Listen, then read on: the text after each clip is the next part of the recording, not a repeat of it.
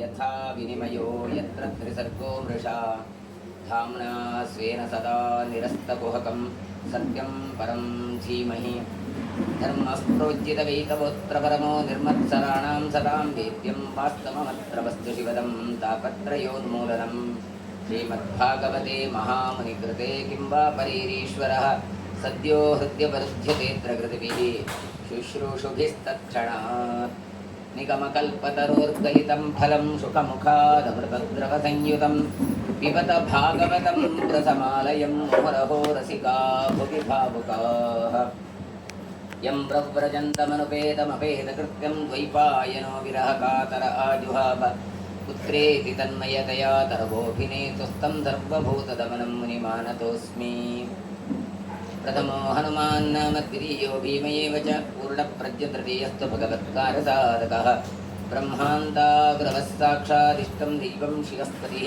ಆಚಾರ್ಯಾ ಶ್ರೀಮದಾಚಾರ್ಯಾः ಸन्तು ಮೇ ಜನ್ಮ ಜನ್ಮನಿ ಕಾಮಧೇನುರ್ಯಥಾ ಪೂರ್ವಂ ಸರ್ವಾಭೀಷ್ಟಫಲಪ್ರದ ತಥಾ ಕಲೋ ವಾದಿರಾಜ ಶ್ರೀಪಾದೋಭೀಷ್ಟದಃ ಸದಾಂ ಭವತಿ ಯದನುಭಾವಾದಿಡಮೋಪಿ ವಾಗ್ಮಿ ಜಡಮತಿರವಿಜಂತುರ್ಜಾಯತೆ ಪ್ರಾಜ್ಞಮೌಲಿಃ ಸಕಲವಚನಚೇತೋ ದೇವತಾ ಭಾರತಿ ಸಾ ಮಮ ವಚಸಿ ನಿಧತ್ತಾಂ ತನ್ನಿಧಿಂ ಮಾನಸೇ ಚ ನಾರಾಯಣಂ ನಮಸ್ಕೃತ್ಯ ನರಂ ಚೈವ ನರೋತ್ತಮಂ ದೇವೀಂ ಸರಸ್ವತೀಂ ವ್ಯಾಸಂ ತತೋ ಜಯಮುದೀರಯೇತ್ ಸ್ವಸ್ತ್ಯಸ್ತು ಸದಾಂ ತನ್ಮಂಗಲಾನಿ ಭವಂತು. ಪರೀಕ್ಷಿತ ರಾಜ 7 ದಿನ ಉಪವಾಸ ಇದ್ದುಕೊಂಡು ಶ್ರೀಮದ್ ಭಾಗವತವನ್ನು ಕೇಳ್ತಾ ಇದ್ದಾನೆ. ಅವನಿಗೆ ಹಸಿವು, ಬಾಯಾರಿಕೆ, ತೃಷೆ ಯಾವುದೂ ಆಗ್ತಾ ಇಲ್ಲ. ಯಾಕೆ ಕೇಳಿದರೆ ಭಾಗವತವನ್ನೇ ಕುಡಿತಾ ಇದ್ದಾನೆ, ಭಗವಂತನ ಚರಿತ್ರೆಯನ್ನೇ ಕೇಳ್ತಾ ಇದ್ದಾನೆ. ಮಧ್ಯ ಮಧ್ಯದಲ್ಲಿ ಕೃಷ್ಣನ ಚರಿತ್ರೆ ಅಂತ ಹೇಳಿದ ಕೂಡಲೇ ಮತ್ತಷ್ಟು ಅವನಿಗೆ ಉತ್ಸಾಹ ಬಂದಿದೆ.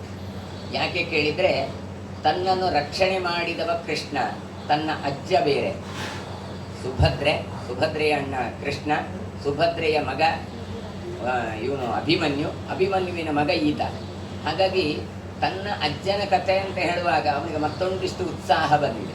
ನಮಗಾದರೂ ಅಷ್ಟೇ ಅಲ್ವಾ, ಯಾರ್ಯಾರ ಕಥೆ ಕೇಳೋದಕ್ಕಿಂತ ನಮ್ಮ ಮನೆಯವರದು, ನಮ್ಮ ಫ್ಯಾಮಿಲಿದು ಕೇಳಿದರೆ ಎನ್ನ ಅಜ್ಜ ಅಂಚ ಎನ್ನಂಚ ಅಂತ ಹೇಳ್ತೇವೆ ನಾವು.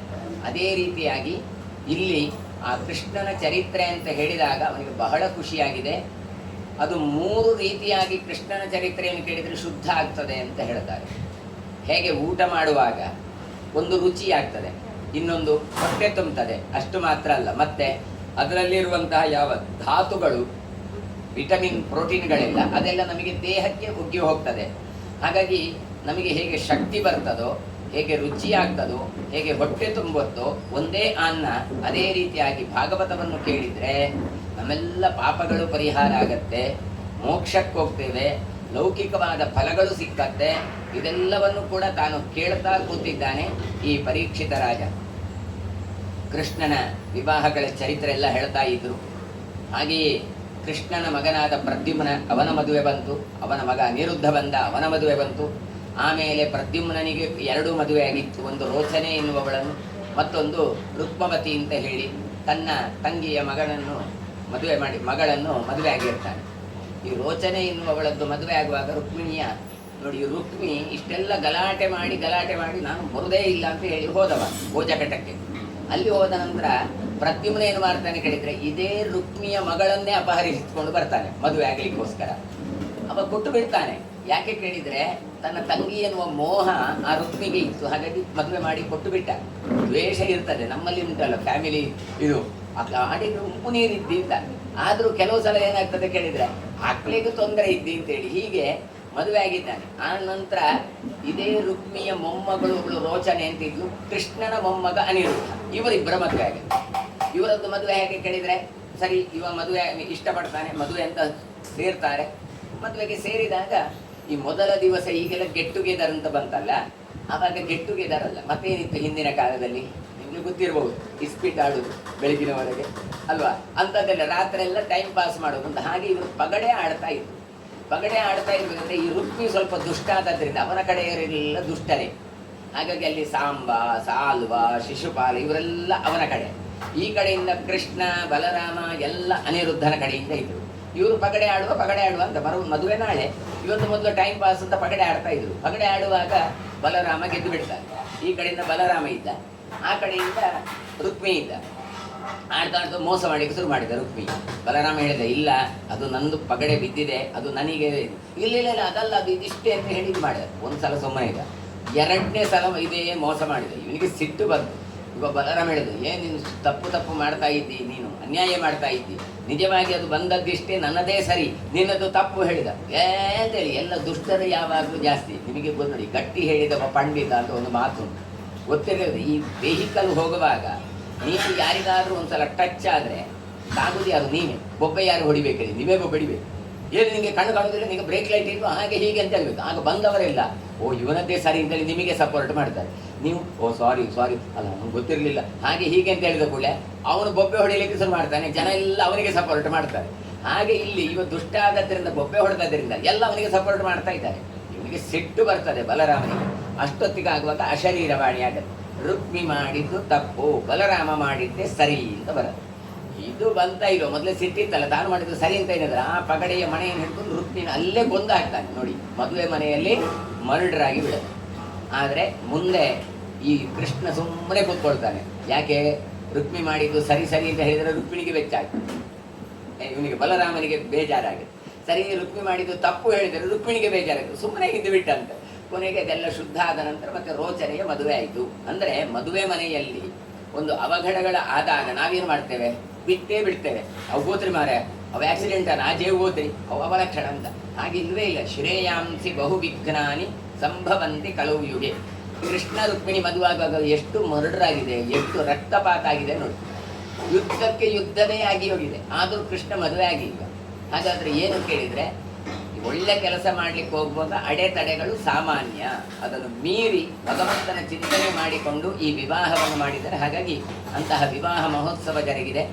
ಇತ್ತ ಕಡೆಯಿಂದ ಬಲರಾಮನ ಚರಿತ್ರೆಗಳನ್ನು ಹೇಳ್ತಾರೆ.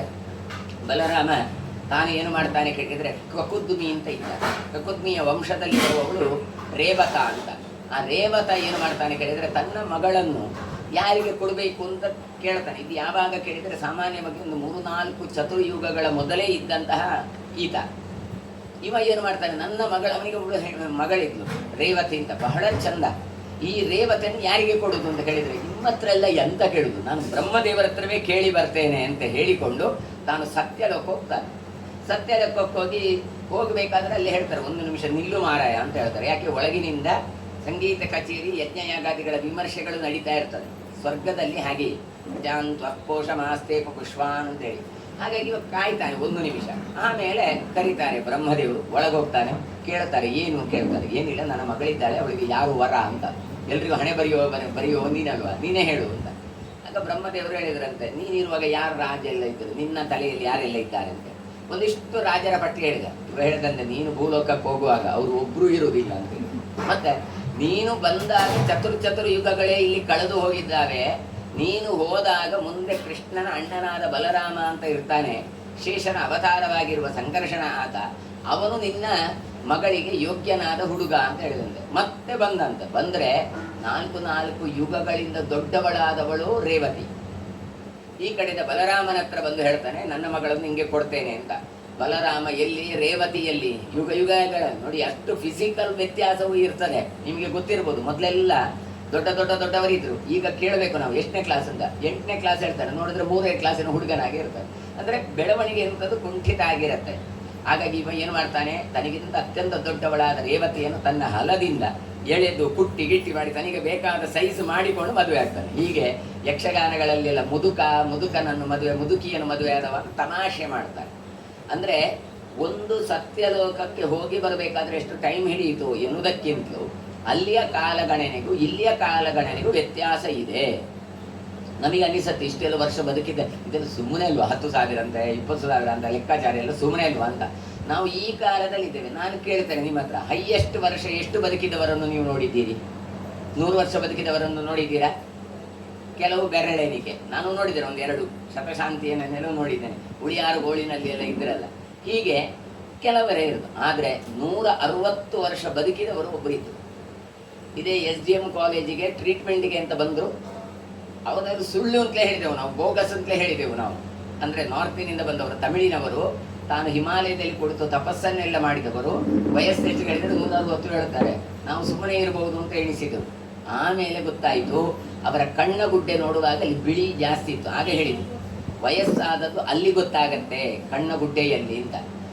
ಮತ್ತೆ ಅವರದ್ದು ಜಾತಕವನ್ನು ತೆಗೆಯುವಾಗ ಆ ಇಸವಿದ್ದು ಹೇಳ್ತಾರೆ, ಅದೇ ಜಾತಕ ಅವರದ್ದಾಗಿದ್ದು. ಪ್ರಶ್ನೆ ಇತ್ಯಾದಿಗಳೆಲ್ಲ ಹೇಳಿದ ನಂತರ ಅವರಿಗೆ ಬೇಕಾದಂತಹ ಪರಿಹಾರಗಳನ್ನು ಹೇಳಿದಾಗ ರಿಸಲ್ಟ್ ಬಂದಿದ್ದೆಲ್ಲ ನೋಡಿದಾಗ ಪಕ್ಕ ಆಯಿತು, ಓ ಇವರಿಗೆ 160 ವರ್ಷ ಆಗಿದೆ ಅಂತ. ಈಗ 2 ವರ್ಷದ ಹಿಂದೆ ತೀರಿ ಹೋಗೋದು ಬೇರೆ ವಿಷಯ. ಆದರೆ ಜಗತ್ತಿನಲ್ಲಿ ಇಂಥದ್ದು ಮಿರಾಕಲ್ ನಡೀತದ ನಮಗೆ ಗೊತ್ತಿಲ್ಲ. ಹಾಗಾದರೆ ಎಲ್ಲಿ? ಇಲ್ಲಿ ಅಲ್ಲ, ಹಿಮಾಲಯದಲ್ಲೆಲ್ಲ ಕೂತ್ಕೊಂಡಿರ್ತಾರೆ. ಆ ವಾತಾವರಣಕ್ಕೆ ಏನೂ ಆಗೋದಿಲ್ಲ. ಫ್ರಿಜ್ಜಲ್ಲಿ ಇಟ್ಟದ್ದೇ ನಮಗೆ 2-3 ದಿನಕ್ಕೆ ಏನಾಗೋದಿಲ್ಲ, ಫ್ರೆಶ್ ಇತ್ತು ಅಂತ ಹೇಳ್ತೇವೆ ನಾವು. ಹಾಗಾದರೆ ಅದು ಫ್ರಿಜ್ಜಿಗಿಂತ ಹೆಚ್ಚು ಕೋಲ್ಡ್ ಇರುವಂತಹ ಜಾಗಗಳು. ಹಾಗಾಗಿ ಇರಬಾರ್ದು, ಆಗಬಾರ್ದು ಅಂತ ಇಲ್ಲ. ಹಾಗಾಗಿ ವಯಸ್ಸು ಕೂಡ ಹಾಗೆ, ಅದು ಕಾಲಗಣನೆಯಲ್ಲಿ ಹಾಗೆ. ನೋಡಿ, ನೀವು ಇದನ್ನು ಕಳಿಸಿದ್ರು ಚಂದ್ರಯಾನವನ್ನು ಕಳಿಸುವಾಗ ನಾವು 15 ದಿನ ಅಂತ ನಮ್ಮ ಲೆಕ್ಕಾಚಾರ. ಆದರೆ ಅಲ್ಲಿ ಮಾತ್ರ 1 ದಿನ ಚಂದ್ರಲೋಕದಲ್ಲಿ. ಹಾಗಾದರೆ 15 ದಿನಕ್ಕೂ 1 ದಿನಕ್ಕೂ ವ್ಯತ್ಯಾಸ ಉಂಟು ಅಂತ ಆಯ್ತಲ್ಲ. ಹಾಗಾಗಿ ನಾವು 15 ದಿನಕ್ಕೊಂದು ಸಲ ಏಕಾದಶಿ ವ್ರತಗಳು ಬರುವಂಥದ್ದು, ಅಥವಾ 1 ತಿಂಗಳಿಗೆ 1 ಸಲ ನಾವು ಅಮಾವಾಸ್ಯೆ ಹೊತ್ತು ತರ್ಪಣ ಕೊಡುವಂಥ, ಅಂದರೆ ಅವರಿಗೆ ದೇವಲೆಕ್ಕದವರಿಗೆಲ್ಲ ಒಂದೊಂದು ದಿನವೂ ಆಗಿರುತ್ತೆ ವಾರ್ಷಿಕವಾದದ್ದು. ಈ ಎಲ್ಲ ಲೆಕ್ಕಾಚಾರಗಳು ಸುಮ್ಮನೆ ಅಲ್ಲ. ಹೀಗಾಗಿ ರೇವತಿಯನ್ನು ಮದುವೆ ಆಗ್ತಾನೆ ಬಲರಾಮ. ಒಂದು ಸಲ ತಾನು ಏನು ಮಾಡ್ತಾನೆ ಕೇಳಿದರೆ, ಬೇಸಿಗೆ ಕಾಲ, ತಾನು ನಂದಗೋಕುಲದ ಕಡೆಗೆ ಹೋಗ್ತಾನೆ. ಅವರು ಈ ಕಡೆ ಬಂದ ನಂತರ ಆ ಕಡೆ ಹೋದದ್ದು ಬಹಳ ಕಡಿಮೆ. ಯಮುನಾ ನದಿಯ ತಟಕ್ಕೆ ಹೋಗುವಾಗ ಸೆಕೆ ತಡೆಯುವುದಿಲ್ಲ. ಚೈತ್ರ ವೈಶಾಖಗಳಲ್ಲಿ ಹಾಗೆ ಅಲ್ಲ, ಈಗಿನ ಹಾಗೆ. ಇವನಿಗೆ ಏನು ಮಾಡಿದ್ದಾನೆ, ಆ ದೇವತೆಗಳು, ವನದೇವತೆಗಳೆಲ್ಲ ಬಂದು ವಾರುಣಿಯನ್ನು ಕೊಟ್ಟಿದ್ದಾರೆ. ವಾರುಣಿ ಅಂದರೆ ಅದು ಮದಭರಿತವಾದಂಥ ಪದಾರ್ಥಗಳು. ಈ ವಾರುಣಿ, ಸುರೆ ಇದೆಲ್ಲ ಹೇಳಿದ ಕೂಡಲೇ ಆಲ್ಕೋಹಾಲೆ ನಮಗೆ ನೆನಪು ಬರಬೇಕಾಗಿಲ್ಲ. ಈ ಬಾಂಗ್ ಅಂತ ಇದೆ, ಅಥವಾ ಕೆಲವು ಸಲ ಮರಿಜುವಾನ ಇತ್ಯಾದಿಗಳೆಲ್ಲ ಡ್ರಗ್ಸ್ ಇದ್ದಾವೆ, ಅದನ್ನು ಸ್ವಲ್ಪ ತಗೊಂಡು ಸ್ವಲ್ಪ ಅಮಲೆ ಇರ್ತದೆ. ಹಾಗೆ ಇದು ಸ್ವಲ್ಪ ಅಮಲೆ ಏರುವಂತಹ ಪದಾರ್ಥಗಳು. ನಮಗೆ ಅದನ್ನು ಹೇಳಿದರೆ ಅದನ್ನೆಲ್ಲ ತಿನ್ಬಹುದಾ, ಕುಡಿಬಹುದಾ ಕೇಳ್ತೀವಿ. ನೀವು ಕಾಫಿ ಕುಡಿಬಹುದಂತ, ಚಹಾ ಕುಡಿಬಹುದಂತ, ಅದರಲ್ಲಿ ಇರುವುದೆಂಥದ್ದು. ಮತ್ತೆ ಕಾಫಿಯಲ್ಲಿ ಕೆಫಿನ್, ಅದು ಒಂದು ಕಿಕ್ ಕೊಡುವಂಥದ್ದೇ ಇರುವಂಥದ್ದು. ಹೀಗೆ ಆತ ಅದನ್ನು ಸ್ವೀಕಾರ ಮಾಡಿದ್ದಾನೆ. ಸೆಕೆ ಆಗಿದೆ, ತಲೆ ಕೆಟ್ಟಿದೆ, ತನಗೆ ಸೆಕೆ ಆಗ್ತಾ ಉಂಟು. ಯಮುನೆ ಬಾ ಇಲ್ಲಿ ಅಂತ ಕರೆದ. ಇವ ಹೋಗಬೇಕಿತ್ತು, ಇವ ಯಮುನೆಗೆ ಹೋದದ್ದಲ್ಲ, ಯಮುನೆಯನ್ನೇ ಕರೆದ, ಬಾ ಇಲ್ಲಿಗೆ ಅಂತ. ಅವಳೆಲ್ಲಿ ಬರ್ತಾಳೆ, ಪುನಃ ಹರಿತಾ ಹೋಗ್ತದೆ. ಇವನಿಗೆ ಸಿಟ್ಟು ಬಂತು. ತನ್ನ ನೇಗಿಲಿನಿಂದ ಆ ಯಮುನೆಯನ್ನು ಹೀಗೆ ಹೀಗೆ ಹೀಗೆ ಮನಸ್ಸಿಗೆ ಬಂದಾಗೆ ಹೇಳ್ಕೊಂಡು ಬಂದ. ಇವ ನೇಗಿಲಿಂದ ಉತ್ತದ್ದೇ ತಡ, ನೀರು ತಗ್ಗಾಯ್ತಾ ಇಲ್ವಾ, ಆ ಯಮುನೆ ವಕ್ರವಾಗಿ ಹರಿತಾ ಬರ್ತಾಳೆ. ಕೊನೆಗೆ ಆಕೆ ಪ್ರಾರ್ಥನೆ ಮಾಡ್ತಾನೆ, ಬಲರಾಮ ನೀನು ಆದಿಶೇಷ, ನೀನು ಸಂಕರ್ಷಣ ಕೃಷ್ಣನ ಅಣ್ಣನಾಗಿ ಈಗ ಬಂದಿದ್ಯಪ್ಪ, ಆದರೆ ನೀನು ಶೇಷನಾಗಿ ಭೂಮಿಯನ್ನೇ ನೀನು ಹೊತ್ತವ, ನನ್ನ ತಪ್ಪನ್ನು ಮನ್ನಿಸು ನೀನು ಅಂತ ಪ್ರಾರ್ಥನೆ ಮಾಡ್ತಾಳೆ ಅಂತೆ ಯಮುನೆ. ಕೊನೆಗೆ ಬಿಟ್ಟು ಬಿಡ್ತಾನೆ. ಅದರಲ್ಲಿ ಮನ ಬಂದಂತೆ ಸ್ನಾನ ಮಾಡ್ತಾನೆ. ಹೀಗೆ ಯಮುನಾ ವೇಗ ಸಂಹಾರಿ ಬಲಭದ್ರ ಪ್ರಿಯಾನುಜ ಅಂತ ಕೃಷ್ಣನಿಗೆ ಹೆಸರು ಬರುತ್ತೆ. ಬಲರಾಮ ಈ ಬಲದ ಕಾರ್ಯ ಮಾಡುವಾಗ ಭಗವಂತನ ವಿಶೇಷ ಆವೇಶ ಅಲ್ಲಿಗಿರ್ತದೆ ಅಂತ ಕೊಡ್ತಾರೆ. ಈ ಬಲರಾಮ ಒಂದು ಸಲ ಹೀಗೆ ಪ್ರವಚನಗಳು ಆಗ್ತಾ ಇದ್ದು ನೈಮಿಷಾರಣ್ಯದಲ್ಲಿ, ಅಲ್ಲಿಗೆ ತೆರಳುವಾಗ ಸೂತ ಪುರಾಣಿಕರ ಮಗ ಉಗ್ರ ಶ್ರವಸ್ಸು ಅವರು ಇರ್ತಾರೆ. ಸೂತ ಪುರಾಣಿಕರು ಪ್ರವಚನ ಮಾಡ್ತಾ ಇರ್ತಾರೆ. ಆ್ಯಕ್ಚುಲಿ ಸೂತ ಪುರಾಣಿಕರು ಅಂತ ಹೇಳಿದರೆ ಜಾತಿಯಲ್ಲಿ ಬ್ರಾಹ್ಮಣ ಅಲ್ಲವರು, ಸೂತ ಜಾತಿ. ಸೂತ ಅಂದರೆ ಕ್ಷತ್ರಿಯರಲ್ಲಿ ಬ್ರಾಹ್ಮಣ ಕನ್ಯೆಯಲ್ಲಿ ಹುಟ್ಟಿಕೊಂಡಂತಹ ವಿಲೋಮ ಜಾತಿಯಾದಂಥ ಒಂದು ಜಾತಿ ಅದು. ಹಾಗಾಗಿ ಇವರು ಬಂದಾಗ ಅವರು ಎದ್ದು ನಿಲ್ಲುವುದಿಲ್ಲ, ಬಾಕಿಯವರೆಲ್ಲ ಎದ್ದು ನಿಲ್ತಾರೆ. ಇವರಿಗೆ ಸಿಟ್ಟು ಬರ್ತದೆ, ನಾನು ಬ್ರಾಹ್ಮಣ ಇದ್ದ, ನಾವು ಒಂದು ಒಳ್ಳೆಯ ಯಾದವ ವಂಶದ ಒಂದು ರಾಜರಾಜಿ ನಾವೆಲ್ಲ ಬಂದಿದ್ದೇವೆ, ನಾವು ಬರುವಾಗ ಇವರು ಎದ್ದು ನಿಲ್ತಾ ಇಲ್ಲ, ಗೌರವ ಕೊಡ್ತಾ ಇಲ್ಲ, ಹಾಗೆ ಹೀಗೆ ಅಂತೇಳಿ ಸಿಟ್ಟು ಬರುತ್ತೆ. ನೇರವಾಗಿ ಸೂತ ಪುರಾಣಿಕರ ತಲೆಯನ್ನು ತುಂಡು ಮಾಡಿ ಬಿಡ್ತಾರೆ. ಆಗ ಅಲ್ಲಿದ್ದ ಋಷಿಗಳೆಲ್ಲ ಹೇಳ್ತಾರೆ, ಏನು ಅಪರಾಧ ಮಾಡಿದ್ದಿ ಬಲಭದ್ರ, ಅವರನ್ನು ವ್ಯಾಸಪೀಠದಲ್ಲಿ ಕೂತ್ಕೊಳಿಸಿದ್ದೆ ನಾವು. ಹಾಗಾಗಿ ಯಾರು ಪ್ರವಚನ ಮಾಡ್ತಾರೆ ಅವರಲ್ಲಿ ವೇದವ್ಯಾಸರ ವಿಶೇಷ ಸನ್ನಿಧಾನ ಇರ್ತದೆ. ನೀನು ಅವರನ್ನು ಕೊಂದು ನೀನು ಬಹಳ ದೋಷವನ್ನು ಕಟ್ಟಿಕೊಂಡಿದ್ದೀಯಪ್ಪ ಅಂತ. ನೋಡಿ, ಸಚ್ಚೂದ್ರರಿಗೆ ಗೌರವ ನಮ್ಮಲ್ಲಿ ಇತ್ತು. ಶೂದ್ರ ಅಂತ ಹೇಳಿ ಅವನನ್ನು 3rd ಕ್ಲಾಸ್ ಅಂತ ಚಿಂತನೆ ಮಾಡ್ತಾ ಇರಲಿಲ್ಲ. ಅವನಿಗೆ ಪುರಾಣವನ್ನು ಹೇಳುವ ವ್ಯಕ್ತಿಯನ್ನಾಗಿ ಗೌರವ ಕೊಡ್ತಾರೆ. ಹಾಗಾಗಿ ನಾವು ಕೂಡ ಯಾವ ಜಾತಿಯೇ ಇರಲಿ, ಜಾತಿ ನೋಡಿಕೊಂಡು ಗೌರವವನ್ನು ಅವಹೇಳವನ್ನು ಅಗೌರವವನ್ನು ಮಾಡಬಾರ್ದು, ಗೌರವವನ್ನು ಕೊಡಲೇಬೇಕು. ಇವ ಜ್ಞಾನಿಯಾಗಿದ್ದ, ಹಾಗಾಗಿ ಇವನನ್ನು ಕೊಂದದ್ದು ಅಪರಾಧ ಆಯಿತು ಅಂತ ಹೇಳ್ತಾರೆ. ಹಾಗಾದರೆ ಏನು ಮಾಡೋದು ಪ್ರಾಯಶ್ಚಿತ್ತ ಕೇಳಿದರೆ ಅವರು ಒಂದು ಡಿಮಾಂಡ್ ಇಡ್ತಾರೆ. ಇಲ್ಲಿ ಒಬ್ಬ ದ್ವಿವಿಧ ಅಂತ ಒಬ್ಬ ಮಂಗ ಇದ್ದಾನೆ, ಬಹಳವಾಗಿ ಉಪದ್ರವವನ್ನು ಮಾಡ್ತಾ ಇದ್ದಾನೆ. ಹಾಗಾಗಿ ನೀನು ಅವರನ್ನು ನಾಶ ಮಾಡಿದರೆ ನೀನು ನಮಗೆ ಕೊಡುವ ಬಹಳ ಒಂದು ಉಪಕಾರ ಆಗತ್ತೆ ಅಂತ. ಮುಂದೆ ಸೂತ ಪ್ರಾಣಿಕರ ಮಗರ ಉಗ್ರಶ್ರವಸ್ಸನ್ನು ಅವರನ್ನು ಆ ಪೀಠದಲ್ಲಿ ಕೂತ್ಕೊಳಿಸ್ತಾರೆ. ಈ ಕಡೆಯಿಂದ ದ್ವಿವಿಧ ಮತ್ತು ಮೈಂದ ಅಂತ ಎರಡು ಮಂಗಗಳು ರಾಮಾಯಣ ಕಾಲದಲ್ಲಿ ಇದ್ದವು. ಅವುಗಳು ಈ ಕಾಲದವರೆಗೂ ದ್ವಿವಿಧ ಇದ್ದ, ಬಹಳ ಅನ್ಯಾಯವನ್ನು ಮಾಡ್ತಾ ಇದ್ದ ದುಷ್ಟ ಸ್ವಭಾವದ ಮಂಗ ಆಗಿತ್ತು ಅದು. ಹಾಗಾಗಿ ಯಜ್ಞ ಯಾಗಾದಿಗಳೆಲ್ಲ ಮಾಡುವಾಗ ಹಾಳು ಮಾಡೋದು, ಹೋಮ ಹವನಗಳಲ್ಲಿದ್ದರೆ ಮೂತ್ರ ಮಾಡೋದು, ಹೆಂಗಸರೆಲ್ಲ ಬಂದರೆ ಅವರ ಬಟ್ಟೆ ಎಳೆಯುವುದು, ಅವರೆಲ್ಲ ನೋಡಿದರೆ ತನ್ನ ಮುಖ್ಯೇಂದ್ರಿಯಗಳನ್ನೆಲ್ಲ ತೋರಿಸಿ ಹೀಗೆ ಬಹಳ ಚೇಷ್ಟೆ ಮಾಡ್ತಾ ಇದ್ದು ಇವರಿಗೆ ತುಂಬ ಹಿಂಸೆ ಆಗ್ತಾ ಇತ್ತು. ಬಲರಾಮ ಹೋಗಿ ಅವನೊಟ್ಟಿಗೆ ಯುದ್ಧ ಮಾಡಿ ಆ ದ್ವಿವಿಧನನ್ನು ನಾಶ ಮಾಡಿ ಬಿಡ್ತಾನೆ. ವಿವಿಧ ಎನ್ನುವಂಥ ಒಬ್ಬ ಮಂಗವೂ ಇತ್ತು, ಅವನನ್ನೆಲ್ಲ ನಾಶ ಮಾಡಿದ. ಅಂದರೆ ಲೋಕಕ್ಕೆ ಉಪಕಾರ ಆಗುವಂತಹ ಕೆಲಸಗಳನ್ನು ಬಲರಾಮ ತಾನು ಮಾಡಿದ್ದ. ಹೀಗೆ ಬಲರಾಮ ಮದುವೆ ಆಮೇಲೆ ಕೃಷ್ಣನಿಗೆ ಬಹಳಷ್ಟು ಮಕ್ಕಳೆಲ್ಲ ಇದ್ದರು. ಅದೇ ನಾರಾಯಣೀಯ ಸೈನ್ಯ, 10 ಗಂಡು 1 ಹೆಣ್ಣಿದ್ದದ್ದು, 16,100. ಅದರಲ್ಲಿ ಸಾಂಬ ಇತ್ಯಾದಿಗಳು ಸತ್ಯವತಿಯಲ್ಲಿ ಹುಟ್ಟಿಕೊಂಡು, ಇವರ ಸತ್ಯಭಾಮಿಯಲ್ಲಿ ಹುಟ್ಟಿಕೊಂಡವ ಸಾಂಬ. ಅವನು ಮುಂದೆ ಇವನನ್ನು ಯಾರು ನಮ್ಮ ದುರ್ಯೋಧನನ ಜೊತೆಗೆ ಹೋಗಿ ಇದು ಮಾಡುವಂಥದ್ದೆಲ್ಲ ಇದೆ. ಏನು ಕೇಳಿದರೆ, ಈ ದುರ್ಯೋಧನ ಇದ್ದಾನೆ, ಅವನಿಗೆ ಒಬ್ಬಳು ಮಗಳಿದ್ಲು, ಹೆಸರು ಲಕ್ಷಣ ಅಂತ, ಭಾರಿ ಚಂದದವಳು ಲಕ್ಷ್ಮಣೆ ಅಂತ. ಹಾಗಾಗಿ ಈ ಸಾಂಬ ಏನು ಮಾಡಿದ ಕೇಳಿದರೆ, ಆ ಲಕ್ಷ್ಮಣೆಯನ್ನು ಪ್ರೀತಿ ಮಾಡಿದ. ಪಾಪ ಇವರಿಗೆ ಆಗದೇ ಇರಬಹುದು, ಆದರೆ ಈ ಯೌವನಕ್ಕೆ ಬಂದ ಹುಡುಗರು ಯಾರು ಏನು ಅಂತಲೇ ನೋಡೋದಿಲ್ಲ. ಕನ್ಯಾ ವರೆಯದೇ ರೂಪಂ, ಚಂದ ಇದ್ದ ಕೂಡಲೇ ಪ್ರೀತಿ ಮಾಡ್ತಾರೆ. ಇವ ಹೋಗಿ ಏನು ಮಾಡ್ತಾನೆ ಕೇಳಿದರೆ, ಸಾಂಬ ಹೋಗಿ ಲಕ್ಷ್ಮಣೆಯನ್ನು ಕರ್ಕೊಂಡು ಬರ್ಲಿಕ್ಕೆ ಹೋಗ್ತಾನೆ, ಅಂದರೆ ಮದುವೆ ಮಾಡಿ ಅಪಹರಣ ಮಾಡಲಿಕ್ಕೆ. ಅಷ್ಟೊತ್ತಿಗಾಗುವಾಗ ದುರ್ಯೋಧನ ಹಿಡಿದಾಕ್ತಾನೆ, ಹಿಡಿದು ತನ್ನ ಕಾರಾಗೃಹದಲ್ಲಿ ಹಾಕ್ತಾನೆ. ಇದು ಗೊತ್ತಾಗಿ ಬಲರಾಮಾದಿಗಳೆಲ್ಲ ಹೋಗಿ, ಬಲರಾಮ ಹೇಳ್ತಾನೆ ಕೃಷ್ಣನ ಹತ್ರ, ನೀನೇನು ಹೋಗಬೇಡ, ನಾನು ಹೋಗಿ ಮಾತಾಡಿ ಬರ್ತೇನೆ. ಯಾಕೆ ಗೊತ್ತಾ, ನಾನು ಅವನಿಗೆ ಪಾಠ ಹೇಳಿದ್ದೇನೆ, ಅವ ನನ್ನ ಶಿಷ್ಯ, ಯಾರು ದುರ್ಯೋಧನ. ಹಾಗಾಗಿ ನಾನು ಹೇಳಿದ್ರೆ ಏನು ಇಲ್ಲ ಅಂತ ಹೇಳೋದಿಲ್ಲ ಅಂತ ಹೇಳಿಕೊಟ್ಟು ಸಂಧಾನಕ್ಕೆ ಅಂತ ಬಲರಾಮ ಹೋಗ್ತಾನೆ. ಹೋದ್ರೆ ದುರ್ಯೋಧನ ಅಹಂಕಾರದ ಮಾತುಗಳನ್ನು ಆಡ್ತಾನೆ. ನೀವೆಲ್ಲ ಯಾರು ಉಗ್ರಸೇನ ಅಂತ ಯಾದವರ ದೊರೆ, ನಾವು ಇಲ್ಲಿ ಚಕ್ರವರ್ತಿಗಳಾಗಿದ್ದೇವೆ, ಈ ಪುಡಿ ರಾಜರುಗಳಿಗೆಲ್ಲ ನಾವು ಕ್ಯಾರ್ ಮಾಡ್ಬೇಕಾ, ನಾವು ಕೊಡೋದೇ ಇಲ್ಲ. ನಾನು ನನ್ನ ಮಗಳನ್ನು ಕೊಡೋದಾದ್ರೆ ಅಂತ ಸ್ಟ್ಯಾಂಡರ್ಡ್ ಇರಬೇಕು ಅಂತ ಎಷ್ಟೋ ಜನ ಅದೇ ಆಲೋಚನೆ ಮಾಡ್ತಾರೆ. ನಮ್ಮ ಸ್ಟ್ಯಾಂಡರ್ಡ್ಗೆ ಸರಿಯಾದಂಥ ಹುಡುಗ ಆಗಬೇಕು ಅಂತ. ಪಾಪ ಹುಡುಗನಿಗೂ ಹುಡುಗಿಗೆ ಹೇಗೆ ಆಗಬೇಕು ಅಂತ ಆಲೋಚನೆ ಮಾಡೋದಿಲ್ಲ. ಆಗ ಏನಾಗ್ತದೆ ಕೇಳಿದರೆ, ಬಲರಾಮ ಗಲಾಟೆ ಮಾಡ್ತಾನೆ. ಕೊನೆಗೆ ಸಿಟ್ಟು ಬರ್ತದೆ ಬಲರಾಮನಿಗೆ. ತಾನು ಆ ಇಡೀ ಹಸ್ತಿನಾವತಿಯನ್ನೇ ಗಂಗೆಗೆ ಎಳೆದು ಹಾಕ್ತೇನೆ ಅಂತ ತನ್ನ ನೇಗಿಲಿನಿಂದ ಎಳಿತಾನೆ. ಹಸ್ತಿನಾವತಿ ಹೀಗೆ ಇದ್ದದ್ದು ಗಂಗೆಯ ನದಿಗೆ ಹೀಗಾಗಿ ಬಿಡ್ತದೆ, ಸ್ವಲ್ಪ ಸ್ಲೈಟ್ ಬೆಂಡ್ ಆಗಿ ಬಿಡ್ತದೆ. ಆಗ ಬಂದು ತಪ್ಪಾಯಿತು ಅಂತ ಬೊಬ್ಬೆ ಹೊಡೆದು ಮತ್ತೆ ಈ ಲಕ್ಷ್ಮಣೆಯನ್ನು ಸಾಂಬನಿಗೆ ಕೊಟ್ಟು ಮದುವೆ ಮಾಡ್ತಾರೆ. ಇವತ್ತಿಗೂ ಕೂಡ ಹಸ್ತಿನಾವತಿ ಎನ್ನುವಂಥದ್ದು ಭೂ ಸ್ಟ್ರಕ್ಚರಲ್ಲಿ ನೀವು ಇಂಟರ್ನೆಟ್ ಇತ್ಯಾದಿಗಳಲ್ಲಿ ನೋಡಿದರೆ ಗೊತ್ತಾಗತ್ತೆ, ಅದು ಸ್ವಲ್ಪ ಬೆಂಡ್ ಆಗಿದೆ. ಯಾಕೆ ಕೇಳಿದರೆ ಬಲರಾಮ ಎಳೆದ ನೇಗಿಲಿನ ಪ್ರಭಾವ ಅಂತ ತೋರಿಸಿಕೊಡ್ತಾರೆ. ಈ ಕೃಷ್ಣನ ಮಕ್ಕಳೆಲ್ಲ ಒಂದಿಷ್ಟು ಜನ ಇದ್ರು, ಆಟ ಆಡ್ತಾ ಇರ್ತಾರೆ. ಬೇಸಿಗೆ ಕಾಲ, ತುಂಬ ಬಾಯಾರಿಕೆ ಆಯಿತು ಅಂತ ಹೇಳಿ ಒಂದು ಬಾವಿಗೆ ಇಳಿಕೆ ನೀರು ಎಳೆಯುವ ಅಂತ ನೋಡ್ತಾರೆ. ಆ ಬಾವಿ ಪೊಟ್ಟು ಬಾವಿ, ಅದರಲ್ಲಿ ನೀರೇ ಇರುವುದಿಲ್ಲ. ಆದರೆ ಅಲ್ಲಿ ಒಂದು ಓತಿಕ್ಯಾತ ಇರ್ತದೆ, ಓಂತಿ, ಅರಣೆ ಓಂತಿ ಅಂತ ಹೇಳ್ತಾರೆ. ಇದನ್ನು ನೋಡುವಾಗ ಅವರಿಗೆ ಪಾಪ ಈ ರಣ ಬಿಸಿಲಲ್ಲಿ ಅದು ಪಾಪ ಇದು ಸುಡ್ತಾ ಉಂಟು, ನೀರೂ ಇಲ್ಲ. ಇದನ್ನು ಮೇಲೆ ಎತ್ತುವ ಅಂತ ಆಲೋಚನೆ ಮಾಡಿ ಅಲ್ಲೇ ಇದ್ದಂತಹ ಬಳ್ಳಿಗಳನ್ನೆಲ್ಲ ಇದು ಹೊಸದು ಹಾಕಿ ಹಗ್ಗ ಎಲ್ಲ ಮಾಡಿ ಅದನ್ನು ಕೆಳಗೆ ಹಾಕಿ ಅದನ್ನು ಎತ್ತುವ ಅಂತ ಟ್ರೈ ಮಾಡ್ತಾರೆ. ಇವರಿಗೆ ಒಂದು ಚೂರು ಹೊಂದಾಡಿಸ್ಲಿಕ್ಕೆ ಆಗುದಿಲ್ಲ. ಒಂದಿಷ್ಟು ಗಡನ ಉಂಟು. ನೀವು ಆಲೋಚನೆ ಮಾಡಿ, ಮನೆಯಲ್ಲಿ 4-5 ಮಕ್ಕಳಿದ್ರೆ ಅವುಗಳೆಲ್ಲ ಸೇರಿ ಯಾವ ರೀತಿಯಾಗಿ ಆಟ ಆಡ್ತಾವೆ ಅಂತ ನೋಡಿ. ಇಲ್ಲಿ ಎಷ್ಟು ಸಾವಿರ ಗಟ್ಟಲೆಯಲ್ಲಿದ್ದಾವೆ. ಏನು ಮಾಡಿದ್ರೆ ಅದನ್ನು ಆ ಓತಿಕ್ಯಾತವನ್ನು ಮೇಲೆ ಎತ್ತಲಿಕ್ಕಾಗಿ. ಅಷ್ಟೊತ್ತಿಗಾಗುವಾಗ ಕೃಷ್ಣ ಆ ಕಡೆಯಿಂದ ಬರ್ತಾನೆ. ಕೃಷ್ಣ ಕೇಳ್ತಾನೆ, ಏನು ಮಾಡ್ತಾ ಇದ್ದೀರಿ ನೀವು ಅಂತ. ಆಗ ಕೃಷ್ಣ ಹೇಳ್ತಾನೆ, ಕೃಷ್ಣನಿಗೆ ಹೇಳ್ತಾರೆ ಅವರು, ಅದರಲ್ಲಿ ಒಂದು ಓತಿಕ್ಯಾತ ಬಿದ್ದಿದೆ, ಪಾಪ ತುಂಬ ಬಾಯಾರಿಕೆ ಆಗಿದೆ ಕಾಣತ್ತೆ, ಬಿಸಿಲು ಬೇರೆ ಉಂಟು, ಪಾಪ ಅದನ್ನು ಎತ್ತುವ ಅಂತ ಟ್ರೈ ಮಾಡಿದ್ರು, ನಮ್ಮ ಹತ್ರ ಆಗ್ತಾ ಇಲ್ಲ ಅಂತ. ಹೌದಾ ಅಂತ ಕೃಷ್ಣ ಏನು ಮಾಡ್ತಾನೆ ಕೇಳಿದರೆ, ಅದನ್ನು ಮುಟ್ಟಿ ಅದನ್ನು ಎತ್ತಬೇಕು ಅಂತ ಕೈ ಹಾಕಿದ್ದೇ ತಡ ಆ ಓತಿಕ್ಯಾತ ಹೋಗಿ ಒಳ್ಳೆಯ ಸ್ಫುರದ್ರೂಪಿ ರಾಜಕುಮಾರನಾಗಿ ಅದು ಕಾಣಿಸಿಕೊಳ್ತಾನೆ. ಭಾರಿ ಆಶ್ಚರ್ಯ ಆಗುತ್ತೆ ಈ ಮಕ್ಕಳಿಗೆಲ್ಲ. ಕೃಷ್ಣನು ಕೇಳ್ತಾನೆ, ಯಾರು ನೀನು, ನೋಡಿದ್ರೆ ಗೊತ್ತಾಗುತ್ತೆ ರಾಜಕುಮಾರ ಅಂತ, ಮತ್ತೆ ಓತಿಕ್ಯಾತನಾಗಿ ಈ ಬಾವಿಗೆ ನೀನು ಹೇಗೆ ಬಿದ್ದಿ ಅಂತ ಕೇಳ್ತಾನೆ. ಆಗವೇ ಹೇಳ್ತಾನೆ, ನಾನು ಇಕ್ಷ್ವಾಕು ವಂಶದಲ್ಲಿ ಬಂದ ನೃಗ ಎನ್ನುವ ಚಕ್ರವರ್ತಿ. ಹಾಗಾದ್ರೆ ನೀನಂತ ಚಕ್ರವರ್ತಿ ಆದ್ರೆ ನಿನಗೆ ನಾವು ಕೇಳಿದ್ದೇವೆ, ನೃಗ ಅಂದ್ರೆ ಬಹಳ ದಾನ ಧರ್ಮ ಮಾಡಿದವ, ಹಾಗಾದ್ರೆ ನೀನು ಯಾಕೆ ಹೀಗೆ ಆಗಿದ್ದಿ ಅಂತ ಕೇಳ್ತಾನಂತ. ಆಗ ತನ್ನ ಚರಿತ್ರೆಯನ್ನು ಆತ ಹೇಳ್ತಾನೆ. ನೃಗ ಬೇಕಾದಷ್ಟು ಸಂಪತ್ತು ಇತ್ತು, ಹಾಗಾಗಿ ದಾನ ಧರ್ಮ ಎಲ್ಲ ಮಾಡ್ತಾ ಇದ್ದಾರೆ. ನಾವೆಲ್ಲ ಒಂದು ಗೋದಾನ ಮಾಡೋದಾದ್ರೆ ಹಿಂದೆ ಮುಂದೆ ನೋಡ್ತೇವೆ. ಸತ್ತ ನಂತರ ಮತ್ತೆ ಗೋವಲ್ಲ, ಮತ್ತೆ ಗೋವಿನ ಬದಲು ಗೋವಿನ ಆಗಿರುವಂಥ ತೆಂಗಿನಕಾಯಿ ಕೊಟ್ಟು ಗೋದಾನ ಆಯಿತು ಅಂತ ಹೇಳ್ತೇವೆ. ಇಂಥದ್ದೇ ನಮ್ಮದೆಲ್ಲ ವ್ಯವಸ್ಥೆಗಳು. ಕೆಲವು ಸಲ ಹಾಕಬೇಕು, ಪ್ರತ್ಯಕ್ಷ ಗೋದಾನ ಅಂತ ಹಾಕಬೇಕು, ಅಂದರೆ ಪರೋಕ್ಷದ ಗೋದಾನ ಉಂಟಾ ಅಂತ ನಮಗೆ ಡೌಟ್ ಬರ್ತದೆ. ಹೀಗೆ ತಾನು ಒಂದೆರಡಲ್ಲ ಕೋಟಿಗಟ್ಟಲೆ ಗೋವುಗಳನ್ನು ಪ್ರತಿನಿತ್ಯ ಬ್ರಾಹ್ಮಣರಿಗೆ ದಾನ ಕೊಡ್ತಾ ಇದ್ದ. ಅಂದರೆ ನಮ್ಮ ಹಾಗೆಲ್ಲ ದಾನ ಕೊಡುವುದು.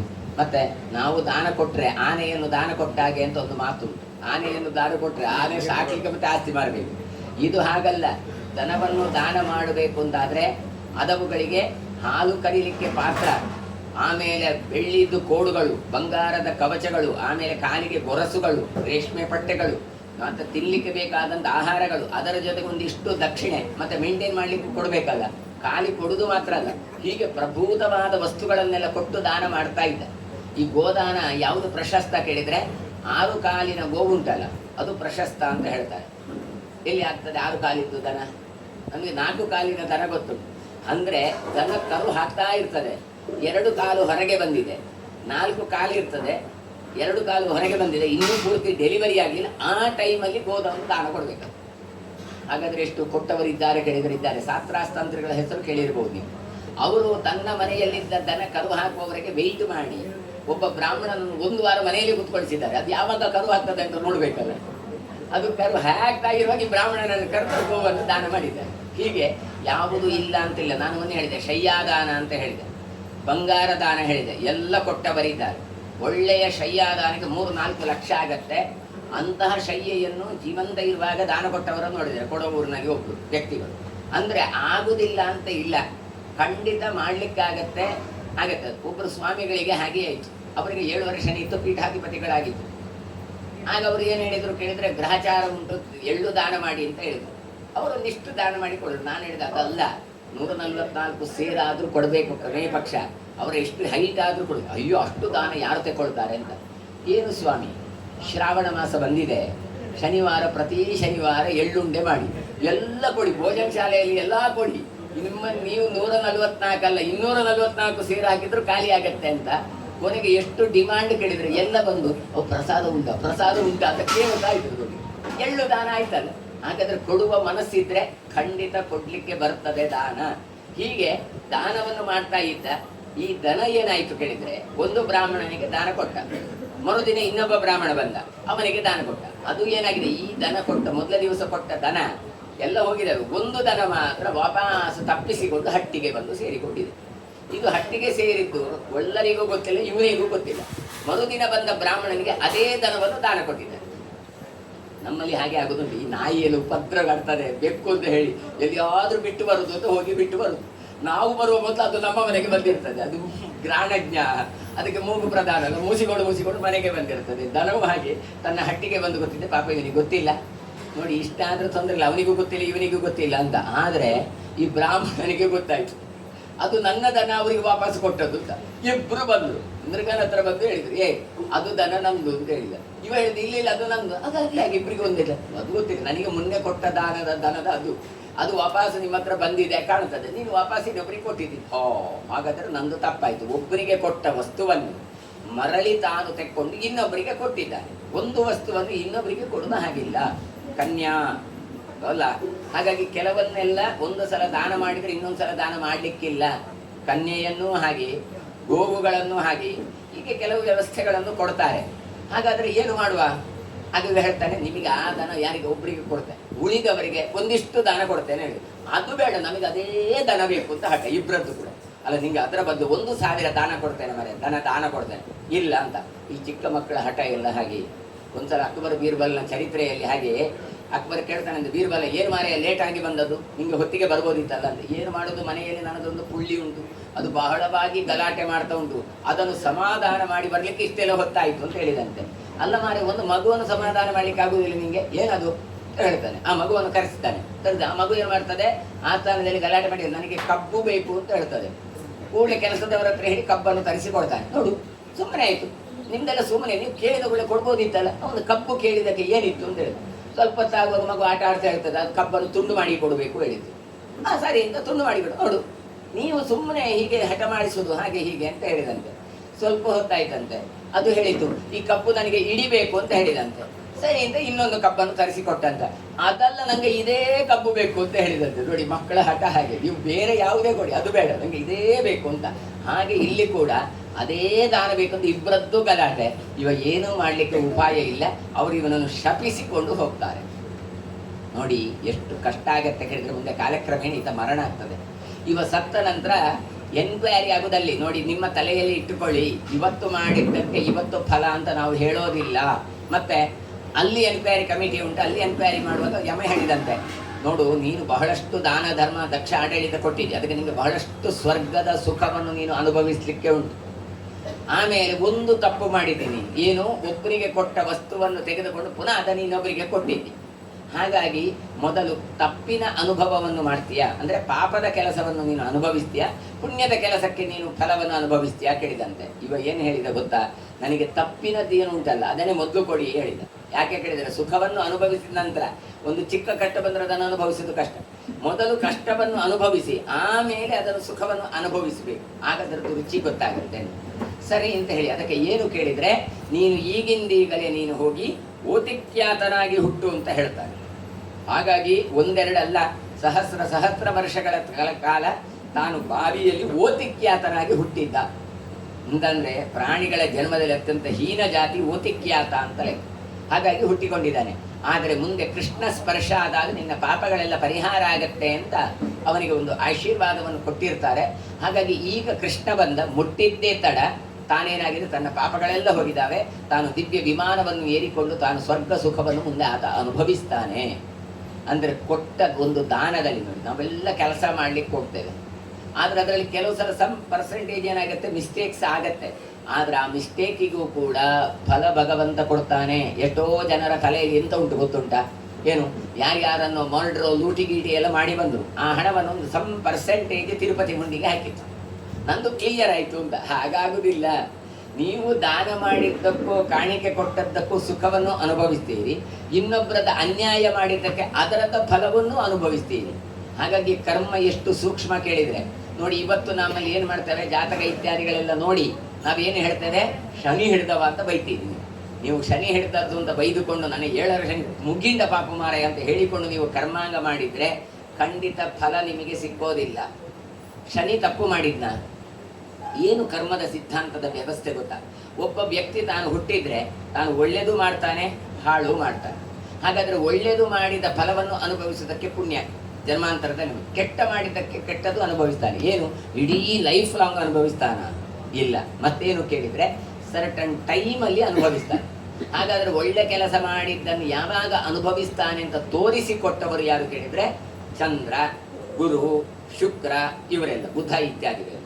ಅದೇ ನೀವು ಮಾಡಿದ ಅನ್ಯಾಯಗಳನ್ನು ಉಂಟು ಅಂತಲ್ಲ, ಅದರದ್ದು ಕೆಟ್ಟ ಫಲವನ್ನು ಅನುಭವಿಸ್ತೀರಿ. ಅದು ತೋರಿಸಿಕೊಟ್ಟವ ಯಾರು ಕೇಳಿದರೆ ಶನಿ, ರಾಹು, ಕೇತು, ಕುಜ ಇತ್ಯಾದಿ ಗ್ರಹಗಳು. ಸರಿ, ನಾವು ಏನು ಮಾಡಿದೆವು, ಜನ್ಮಾಂತರದಲ್ಲಿ ಒಳ್ಳೆ ಕೆಲಸ ಮಾಡಿದ್ದರಿಂದ ಆಗ ಹೇಳ್ತೇವೆ ಜಾತಕ ನೋಡಿ, ನಿಮ್ಗೆ ಶುಕ್ರ ದೇಶ ಮಾರೆಯ, ವ್ಯಾಪಾರ ಕೈಪಾಡು, ದೊಡ್ಡ ಬಿಸಿನೆಸ್ ಆಗ್ತದೆ ಹೇಳ್ತಾರೆ.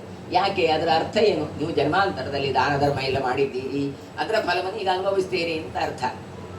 ನಾವೇನು ಹೇಳ್ತೇವೆ, ಶುಕ್ರ ಬಾರಿ ಎಟ್ಟೆ ಅಂತೆ ಮಾರ ಹೇಳ್ತಾರೆ. ಶುಕ್ರ ಕೊಟ್ಟದ್ದು ಶುಕ್ರ ಅಲ್ಲ, ನೀವು ಮಾಡಿದ್ದನ್ನೇ ನೀವು ಅನುಭವಿಸಿದ್ರಿ. ಅದೇ ನೀವು ಜನ್ಮಾಂತರದಲ್ಲಿ ಯಾರನ್ನ ಮರ್ಡರ್ ಮಾಡಿದ್ರಿ, ಯಾರದ್ದು ಫೈನಾನ್ಸನ್ನು ಮುಳುಗಿಸಿದ್ರಿ, ಯಾರಿಗೋ ಪೆಟ್ಟು ಕೊಟ್ಟಿದ್ರಿ, ಈಗ ಯಾರನ್ನು ತೋರಿಸಿಕೊಡುವವ ಯಾರು, ಶನಿ, ರಾಹು, ಕೇತುಗಳೆಲ್ಲ. ನಾವು ಹೇಳ್ತೇವೆ ನಿಂಗೆ ಅಷ್ಟಮದ ಶನಿ, ನಿಂಗೆ ಪಂಚಮದ ಶನಿ, ಜಾಗ್ರತೆ ಇಪ್ಪಳ ಅಂಜ, ಹಾಗೆ ಆಕ್ಸಿಡೆಂಟ್ ಆಯಿತು, ಅವಮಾನ ಬಂತು, ಎಲ್ಲ ಆಯಿತು, ಫೈನಾನ್ಸ್ ಆದಿದ್ದೆಲ್ಲ ಹಣ ಎಲ್ಲ ಕಳೆದುಕೊಂಡು ನೀವು. ಯಾಕೆ, ಶನಿಯಿಂದಾಗಿ ಅಂತ ಹೇಳಿದ್ರಿ. ನಾನು ಕೇಳೋದು, ಈ ಹಂಪ್ ಇರ್ತದೆ, ಹಂಪಿದ್ದ ಹಿಂದೆ ಒಂದು ಬೋರ್ಡ್ ಇರ್ತದೆ, ಮುಂದೆ ಹಂಪುಂಟು ಅಂತ ಬೋರ್ಡ್ ಇರ್ತದೆ ಅಲ್ಲ. ಈ ಬೋರ್ಡ್ ಇದ್ರೆ ಒಳ್ಳೇದ, ಇಲ್ಲದಿದ್ರೆ ಒಳ್ಳೇದ? ಅಯ್ಯೋ, ಬೋರ್ಡ್ ಇದ್ರೆ ಒಳ್ಳೇದು ಮಾಡ, ಗೊತ್ತಾದ್ರಿಂದ ಕ್ಲಚ್ ಬ್ರೇಕ್ ಹಿಡಿದ್ರೆ ನಿಧಾನಕ್ಕೆ ಹೋಯ್ತು, ಆಕ್ಸಿಡೆಂಟ್ ಆಗಲಿಲ್ಲ. ಒಂದು ವೇಳೆ ಬೋರ್ಡ್ ಇಲ್ಲದಿದ್ರೆ ರೈ ಅಂತ ಹೋಗ್ತದೆ, ಆಕ್ಸಿಡೆಂಟ್ ಆಗಿ ಬಿಡ್ತದೆ. ಈ ಬೋರ್ಡಿನ ಹಾಗೆ ಇರುವವರು ಯಾರು, ನವಗ್ರಹಗಳು. ಅವರು ಕೊಟ್ಟದ್ದಲ್ಲ, ಅವರು ತೋರಿಸಿದ್ದು. ನೀವು ತೋರಿಸಿದ್ದಕ್ಕೆ ಬೈತೀರಲ್ಲ. ಹಾಗಾದ್ರೆ ಶನಿ, ರಾಹು, ಕೇತುಗಳು ತೋರಿಸಿದ್ದು ಸರಿಯಾ ತಪ್ಪ? ಬೋರ್ಡಿನ ಹಾಗೆ ಇದ್ದದ್ದವರು ನಿಮಗೆ ತೋರಿಸಿದ. ಹಾಗಾದ್ರೆ ಏನು ಮಾಡಬೇಕು, ನಮಗೆ ಇವತ್ತು ಶನಿ ಗ್ರಾಚಾರ ಉಂಟು, ಅಷ್ಟಮದ ಶನಿ, ಪಂಚಮದ ಶನಿ, ಅಥವಾ ಏನಾದರೂ 7.5 ಇದ್ದರೆ ಏನು ಮಾಡಬೇಕಾಗ, ಭಗವಂತನ ನಾಮಸ್ಮರಣೆ ಮಾಡಬೇಕು. ವಿಷ್ಣುವಿದ್ದೋ ಪ್ರಾಣದೇವರದ್ದು ಎಲ್ಲ ಸೇವೆಗಳನ್ನು ಮಾಡಬೇಕು. ಮಾಡಿದಾಗ ಅದರದ್ದು ತೀವ್ರತೆ ಕಡಿಮೆ ಆಗುತ್ತೆ. ತಪ್ಪದು. ತೆಂಗಿನ ಮರದ ಒಳಗೆ ನೀರು ಹೋಗಲೇಬಾರದು ಅಂತ ನೀವು ಎಷ್ಟೇ ಹಠ ಕಟ್ಟಿ, ನೀರು ಹೋಗಿದೆ. ಭವಿತವ್ಯಂ ಭವತ್ತೇವ ನಾರಿಕೇಲ ಫಲಾಂಬುವತ್ ಅಂತ ನೋಡಿ, ತೆಂಗಿನಕಾಯಿ ಬಿತ್ತು ನೋಡಿ, ಹಾಗೆ ತೆಂಗಿನಕಾಯಿ ಎಲೆಗೆ ನೀರು ಹೋಗತ್ತೆ, ಆಗುದು ಹಾಗೆ ಆಗತ್ತೆ. ಯಾಕೆ ಕೇಳಿ, ಬುಡದಲ್ಲಿ ಹಾಕಿದ್ದು ನೀರು, ತೆಂಗಿನ ಮರ ಉದ್ದಕ್ಕೆ ಉಂಟು ನೋಡಿ, ಅಲ್ಲಿವರೆಗೆ ಹೋಯ್ತು ಅಲ್ಲ. ಆಮೇಲೆ ಯಾರು ಕೂಡ ಅದರ ತುದಿಗೆ ಹೋಗಿ ನೀರು ಹಾಕಲಿಲ್ಲ, ಬುಡಕ್ಕೆ ಹಾಕಿ. ಅದು ಕೂಡ ಹೇಗೆ ತೆಂಗಿನ ಸಿಪ್ಪೆ, ಅದರ ಒಳಗೆ ತೆಂಗಿನ ಗೆರಟೆ, ಅದರ ಒಳಗೆ ತೆಂಗಿನ ಹೂವು, ಅದರ ಒಳಗೆ ನೀರು ಹೋಗ್ತದೆ ಹೇಳಿದ್ರೆ ನಾವು ಭಾಗವತ ಸಪ್ತಾಹ ಮಾಡುವ ಇನ್ನೊಂದು ಮಾಡುವ ನಮಗೆ ಆಗುವಂಥದ್ದು ಹೋಗ್ತದೆ ಅಂತ ಅಲ್ಲ. ಮತ್ತೇನು ಕೇಳಿದ್ರೆ ತೀವ್ರತೆ ಕಡಿಮೆ ಆಗಬಹುದು, ಇನ್ನೊಂದೇನು ಕೇಳಿದ್ರೆ ಈ ಮಾಡಿದ ಪುಣ್ಯದಿಂದ ಮುಂದೆ ನಮಗೆ ಒಳ್ಳೆಯದಾಗತ್ತೆ ಎನ್ನುವಂತಹ ತಾತ್ಪರ್ಯ. ಹಾಗಾಗಿ ಕರ್ಮ ಎನ್ನುವಂಥದ್ದು ಹಾಗೆ ಆಗತ್ತೆ. ಹಾಗಾದ್ರೆ ಕೇಳ್ಬೋದು, ಹಾಗಾದ್ರೆ ನಾವು ಯಾಕೆ ಮಾಡಬೇಕು? ನನಗೆ 7 ಪಂಚಮ ಶನಿ ಉಂಟು, ಆಕ್ಸಿಡೆಂಟ್ ಹಾಗೆ ಆಗ್ತದಲ್ಲ, ಮತ್ತೆ ಯಾಕೆ ಶಾಂತಿ ಹೋಮ ಹವನ ದಾನ ಧರ್ಮ ಈ ಯಜ್ಞ ಯಾಕೆ ಮಾಡಬೇಕು ಅಂತ ಕೇಳ್ಬೋದು ನೀವು. ನೋಡಿ, ಊರಿಡೀ ಮಳೆ ಬರ್ತಾ ಇರ್ತದೆ. ಮಳೆ ಬರ್ತಾ ಇರುವಾಗ ಯಾರಿಗಾದ್ರೂ ಮಳೆ ನಿಲ್ಲಿಸ್ಲಿಕ್ಕಾಗ್ತದ? ವರ್ಷ ಬರವಲ್ಲಿ ನೀ ಅಂತ ಹೇಳಿದ್ರೆ ಇಲ್ಲ. ಮತ್ತೇನು ಮಾಡ್ಬೋದು ನಾವು? ಕೊಡೆ ಹಿಡ್ಕೊಂಡು ಹೋಗ್ಬೋದು. ಕೊಡೆ ಹಿಡ್ಕೊಂಡು ಹೋದ್ರೆ ನಮಗೇನಾಯ್ತು? ನಮ್ಮ ತಲೆ ಒದ್ದೆ ಆಗ್ಲಿಲ್ಲ ಅಷ್ಟೇ. ಈ ಕರ್ಮಾಂಗಗಳೆಲ್ಲ ಮಾಡಿದ್ರೆ ಕೊಡೆ ಹಿಡಿಯುವ ಹಾಗೆ ನಮಗೆ ಅದು ದೋಷಕಾರಕ ಅಲ್ಲ, ಮತ್ತೇನಾಗತ್ತೆ? ಅದು ಗುಣಕಾರಕ ಆಗತ್ತೆ. ಕೆಲವು ಸಲ ಹೇಗಿರ್ತದೆ ಕೇಳಿದ್ರೆ ಹಣ ಖರ್ಚಾಗುದು ಹಾಗೆ ಇರ್ತದೆ. ಈ ಅಷ್ಟಮದ ಶನಿ ಸಪ್ತಮದ ಶನಿಯಲ್ಲಿ ಒಂದು ಹೇಳ್ತಾರೆ, ದುಡ್ಡು ಹಾಳಾಗತ್ತೆ, ದುಡ್ಡು ಖರ್ಚಾಗತ್ತೆ ಅಂತ.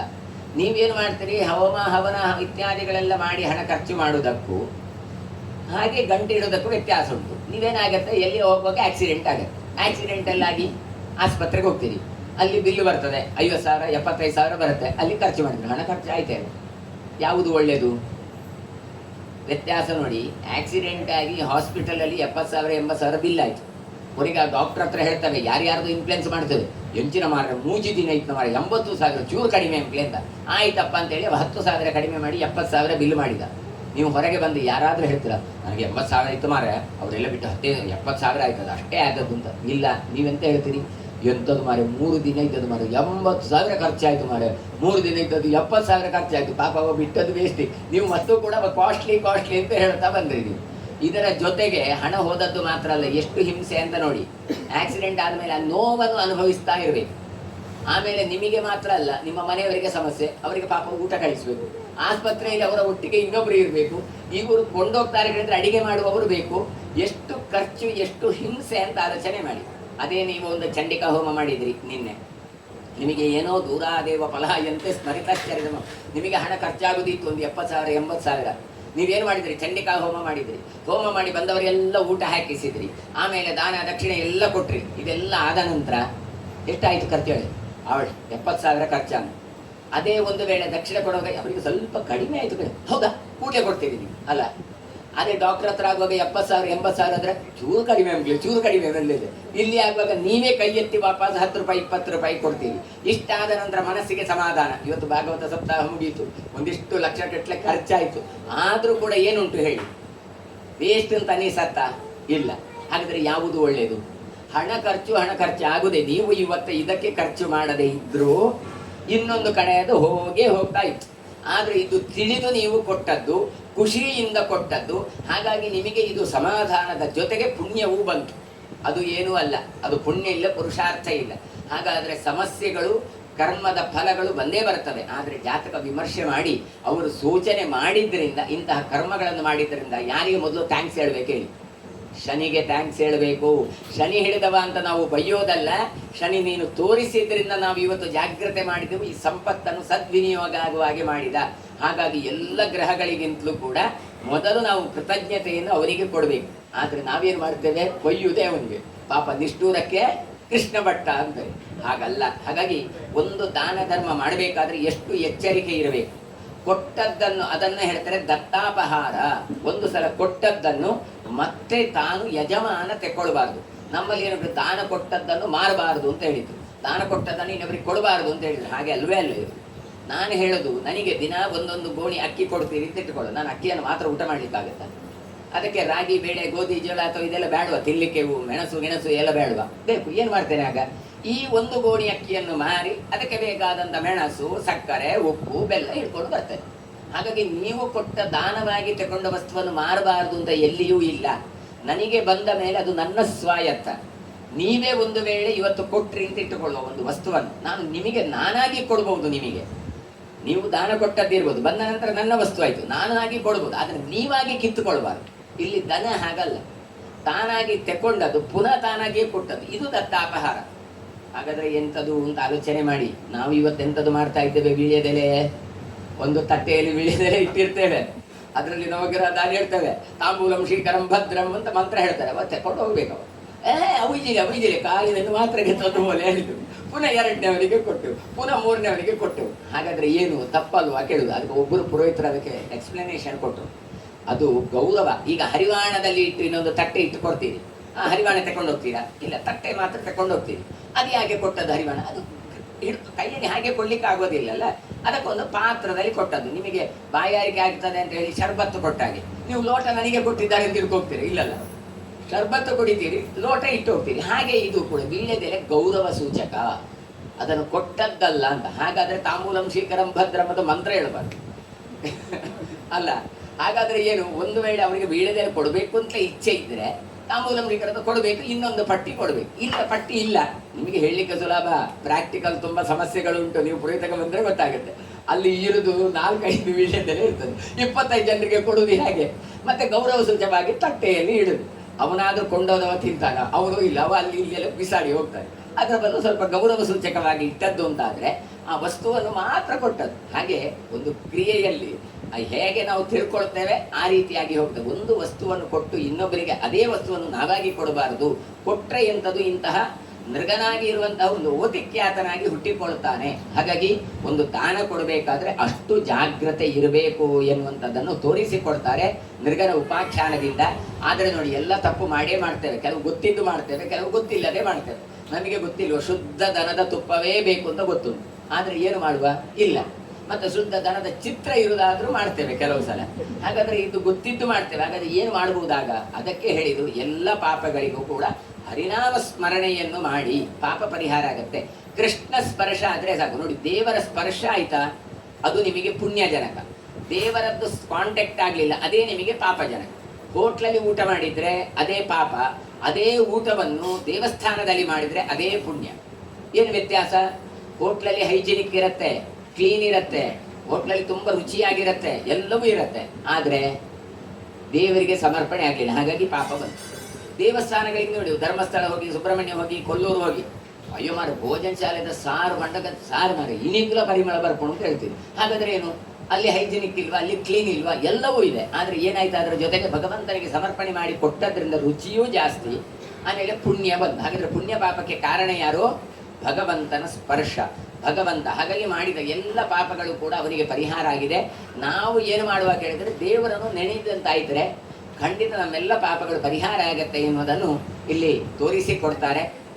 ಮುಂದೆ ಈ ಕೃಷ್ಣ ಏನು ಮಾಡ್ತಾನೆ ಕೇಳಿದ್ರೆ, ತನ್ನ 16,100 ಹೆಣ್ಣು ಮಕ್ಕಳಲ್ಲಿ ಒಬ್ಬೊಬ್ಬರಲ್ಲಿ 10 ಹಾಗೆ ಮಕ್ಕಳಿದ್ದು ಅದನ್ನು ನರಣೀಯ ಸೈನ್ಯ ಅಂತ ಕರೀತಾರೆ.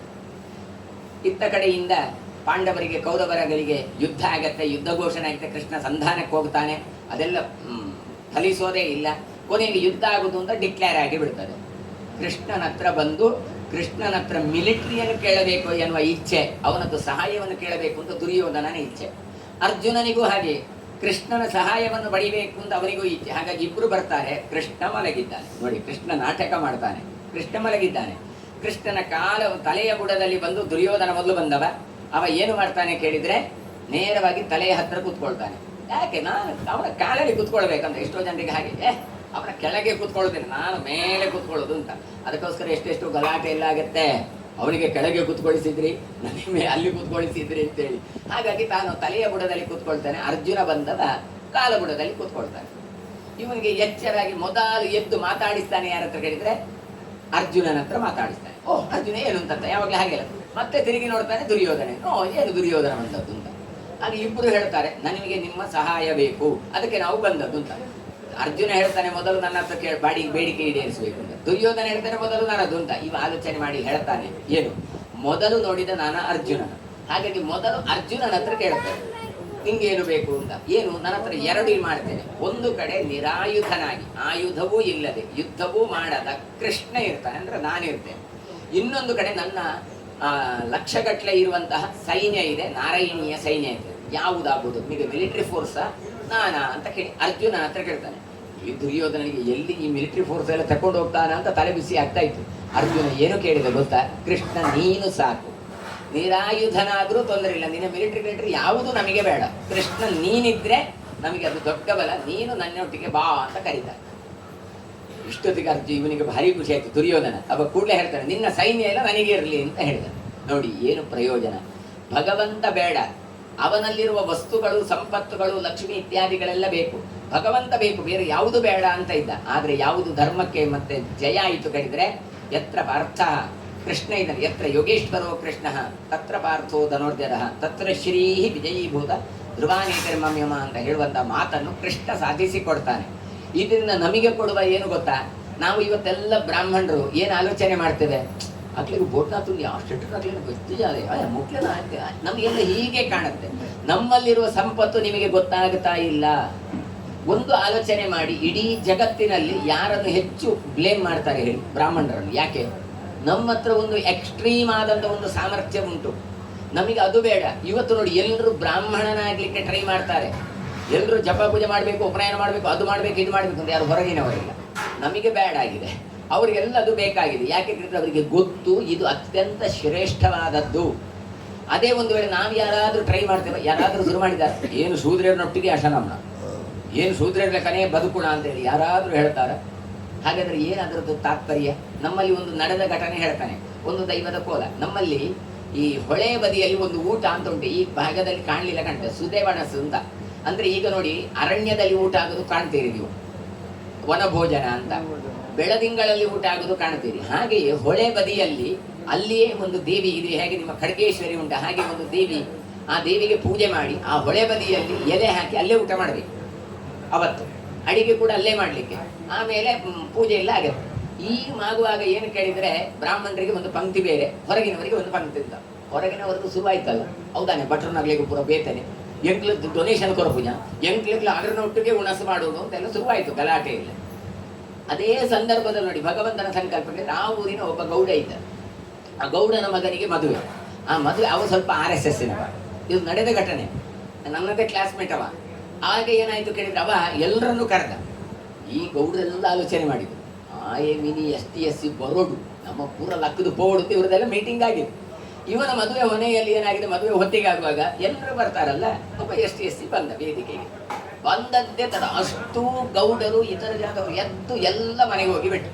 ನಮಗೆ ಭಾರಿ ಖುಷಿ ಆಯ್ತು, ಈಗ ಇನ್ನು ಬರಲಿ ನಮ್ಮ ಹತ್ರ ಪಂಕ್ತಿಗೆ ಅಂತ. ಯಾಕೆ ಕೇಳಿದ್ರೆ, ಅವರು ಅವರ ಕೆಳಗಿದ್ದವರ ಒಟ್ಟಿಗೆ ಊಟ ಮಾಡೋದಿಲ್ಲ, ಅವರು ನಮ್ಮೊಟ್ಟಿಗೆ ಬಂದು ಊಟ ಮಾಡೋದು ಎಷ್ಟು ಸರಿ. ಅದರ ನಂತರ ಒಂದು ಬೇಡಿಕೆಯೇ ಬಿದ್ದು ಹೋಯಿತು. ಇವತ್ತು ಕೂಡ ಬ್ರಾಹ್ಮಣರಿಗೆ ಆದ ನಂತರವೇ ಈ ಥರದಿಗೆ ಆಗ್ತದೆ. ನಾನು ಯಾಕೆ ಹೇಳ್ತಾ ಇದ್ದೇನೆ ಕೇಳಿದರೆ, ನಮ್ಮಲ್ಲಿ ಒಂದು ಸಾಮರ್ಥ್ಯ ಉಂಟು. ನಾವು ತುಂಬ ನೆಗೆಟಿವ್ ಥಿಂಕಿಂಗ್ ಮಾಡ್ತಾ ಇದ್ದೇವೆ, ನಮ್ಮ ಬ್ರಾಹ್ಮಣರಾಗಿ ಹುಟ್ಟಿದ್ದೇವೆ, ನಮ್ಮ ಹತ್ರ ಏನೂ ಇಲ್ಲ ಅಂತ. ಹಾಗಾದರೆ ಯಾವ ಸಾಮರ್ಥ್ಯ? ಮಂತ್ರ ಸಾಮರ್ಥ್ಯ, ಅನುಷ್ಠಾನದ್ದು, ಅದು ಮಾಡಬೇಕು ನಾವು. ನಮ್ಮ ಹತ್ರ ಇತ್ತು ನೋಡಿ, ಈ ಬಲ್ಬ್ ಉಂಟಲ್ಲ, ಆ ಬಲ್ಬ್ ಎಷ್ಟು ವೋಲ್ಟೇಜ್ ಅಂತ ಯಾರಿಗೂ ಗೊತ್ತಿಲ್ಲ.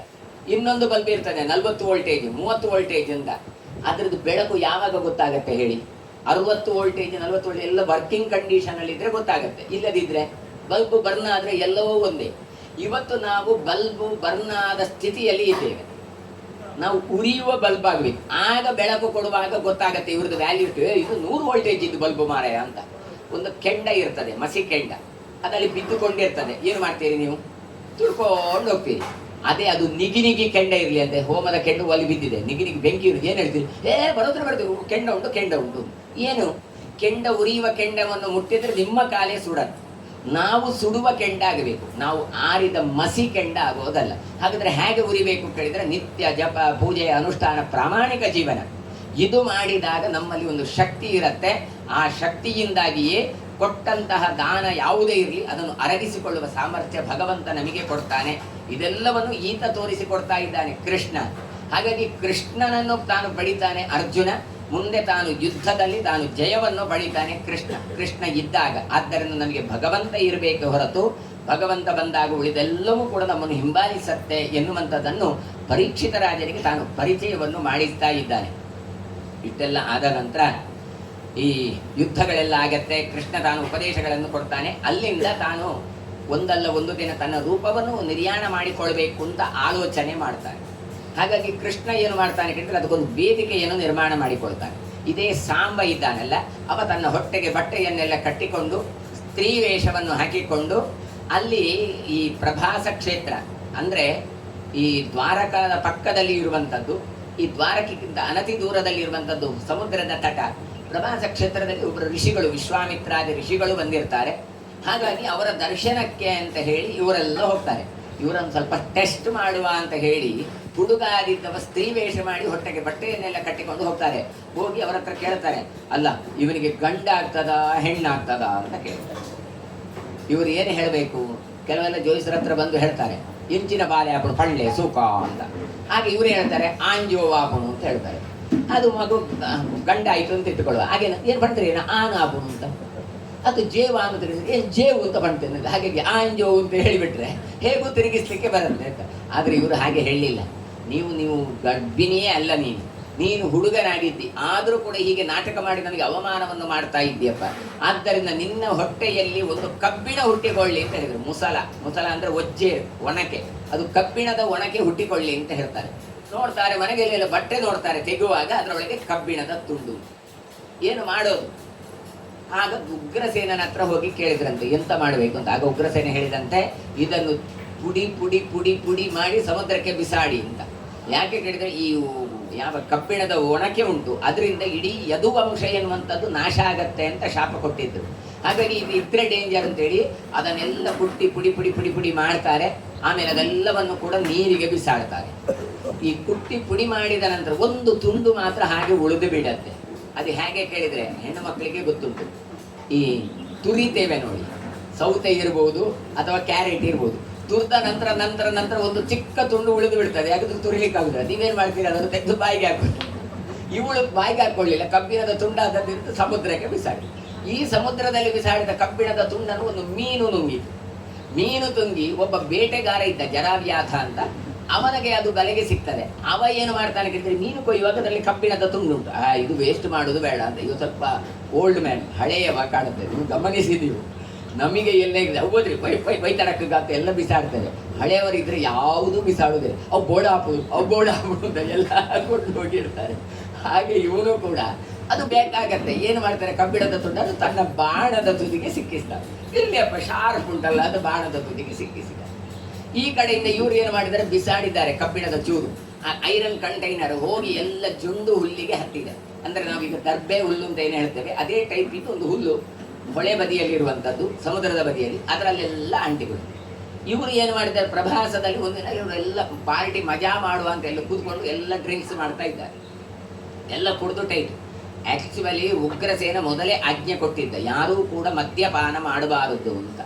ಆದರೂ ಕೂಡ ಇವರು ಕಣ್ಣು ತಪ್ಪಿಸಿ ಅಲ್ಲಿಂದ ಹೊರಟು, ದ್ವಾರಕೆಯಿಂದ ಹೊರಟು ಈ ಪ್ರಭಾಸ ಕ್ಷೇತ್ರಕ್ಕೆ ಬಂದು ಇವರು ಏನು ಮಾಡ್ತಾ ಇದ್ದಾರೆ, ಮದ್ಯಪಾನ ಮಾಡಿದ್ದಾರೆ. ಕುಡಿದ ಅಮಲಿನಲ್ಲಿ ಗಲಾಟೆಯೋ ಗಲಾಟೆ. ಎಂತಕ್ಕೆ ಗಲಾಟೆ ಕೇಳಿದರೆ ನಗು ಬರುತ್ತೆ ನಮಗೆ. ಯಾವಾಗಲೂ ಹಾಗೆ ಅಲ್ಲ, ಕುಡಿದ ನಂತರ ದೊಡ್ಡ ಪಾಯಿಂಟ್ ಏನು ಬೇಡ, ಊಟಕ್ಕೆ ಕೂತಿದ್ದಾರೆ.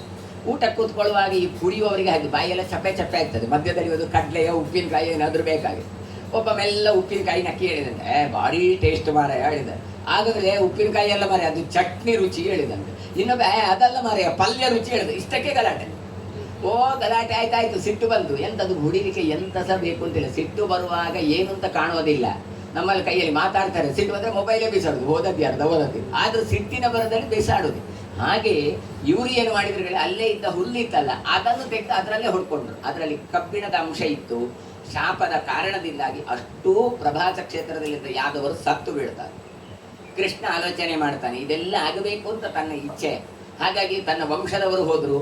ಇನ್ನು ತಾನು ತನ್ನ ರೂಪವನ್ನು ಉಪಸಂಹಾರ ಮಾಡಬೇಕು ಅಂತ ಹೇಳಿ ಒಂದು ಮರದ ಕೆಳಗೆ ಕಾಲನ್ನು ಮೇಲೆ ಮಾಡಿ ಕೂತಿದ್ದಾನೆ.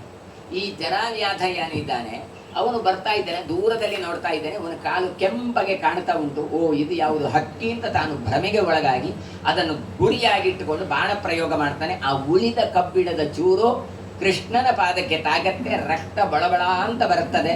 ಬಂದು ಅಯ್ಯೋ ನನಗೆ ಗೊತ್ತಾಗಲಿಲ್ಲ, ನಾನು ಹಕ್ಕಿ ಅಂತ ಹೇಳಿಬಿಟ್ಟೆ, ನನ್ನದು ಅಪರಾಧ ಆಯಿತು, ಕ್ಷಮೆ ಕೊಡಬೇಕು ಅಂತ ಪ್ರಾರ್ಥನೆ ಮಾಡ್ತಾನೆ. ಆಗ ಕೃಷ್ಣ ಹೇಳ್ತಾನೆ, ನನಗೆ ಮಾಡಿದ ಉಪಕಾರ ಮಾರೇ ನೀನು, ಅಪಕಾರ ಅಲ್ಲ. ನಾನು ಇಲ್ಲಿ ಲೋಕವನ್ನು ಬಿಟ್ಟು ಹೋಗಬೇಕು ಅಂತ ಇದ್ದೆ. ಈಗ ನೀನು ಬಾಣ ಬಿಟ್ಟಿಯಲ್ಲ, ಇದೊಂದು ನನಗೆ ಕಾರಣ ಆಯಿತು. ಹಾಗಾಗಿ ನಾನು ನನ್ನ ರೂಪವನ್ನು ತೆಗೆದುಕೊಂಡು ಹೋಗ್ತೇನೆ. ನಿನಗೆ ಸದ್ಗತಿ ಆಗಲಿ ಅಂತ ಆಶೀರ್ವಾದ ಮಾಡಿ ಹೋಗ್ತಾನೆ ಅಂತ. ಅವರು ಮತ್ತೆ ಯಾರಲ್ಲ, ಭೃಗು ಮಹರ್ಷಿಗಳು.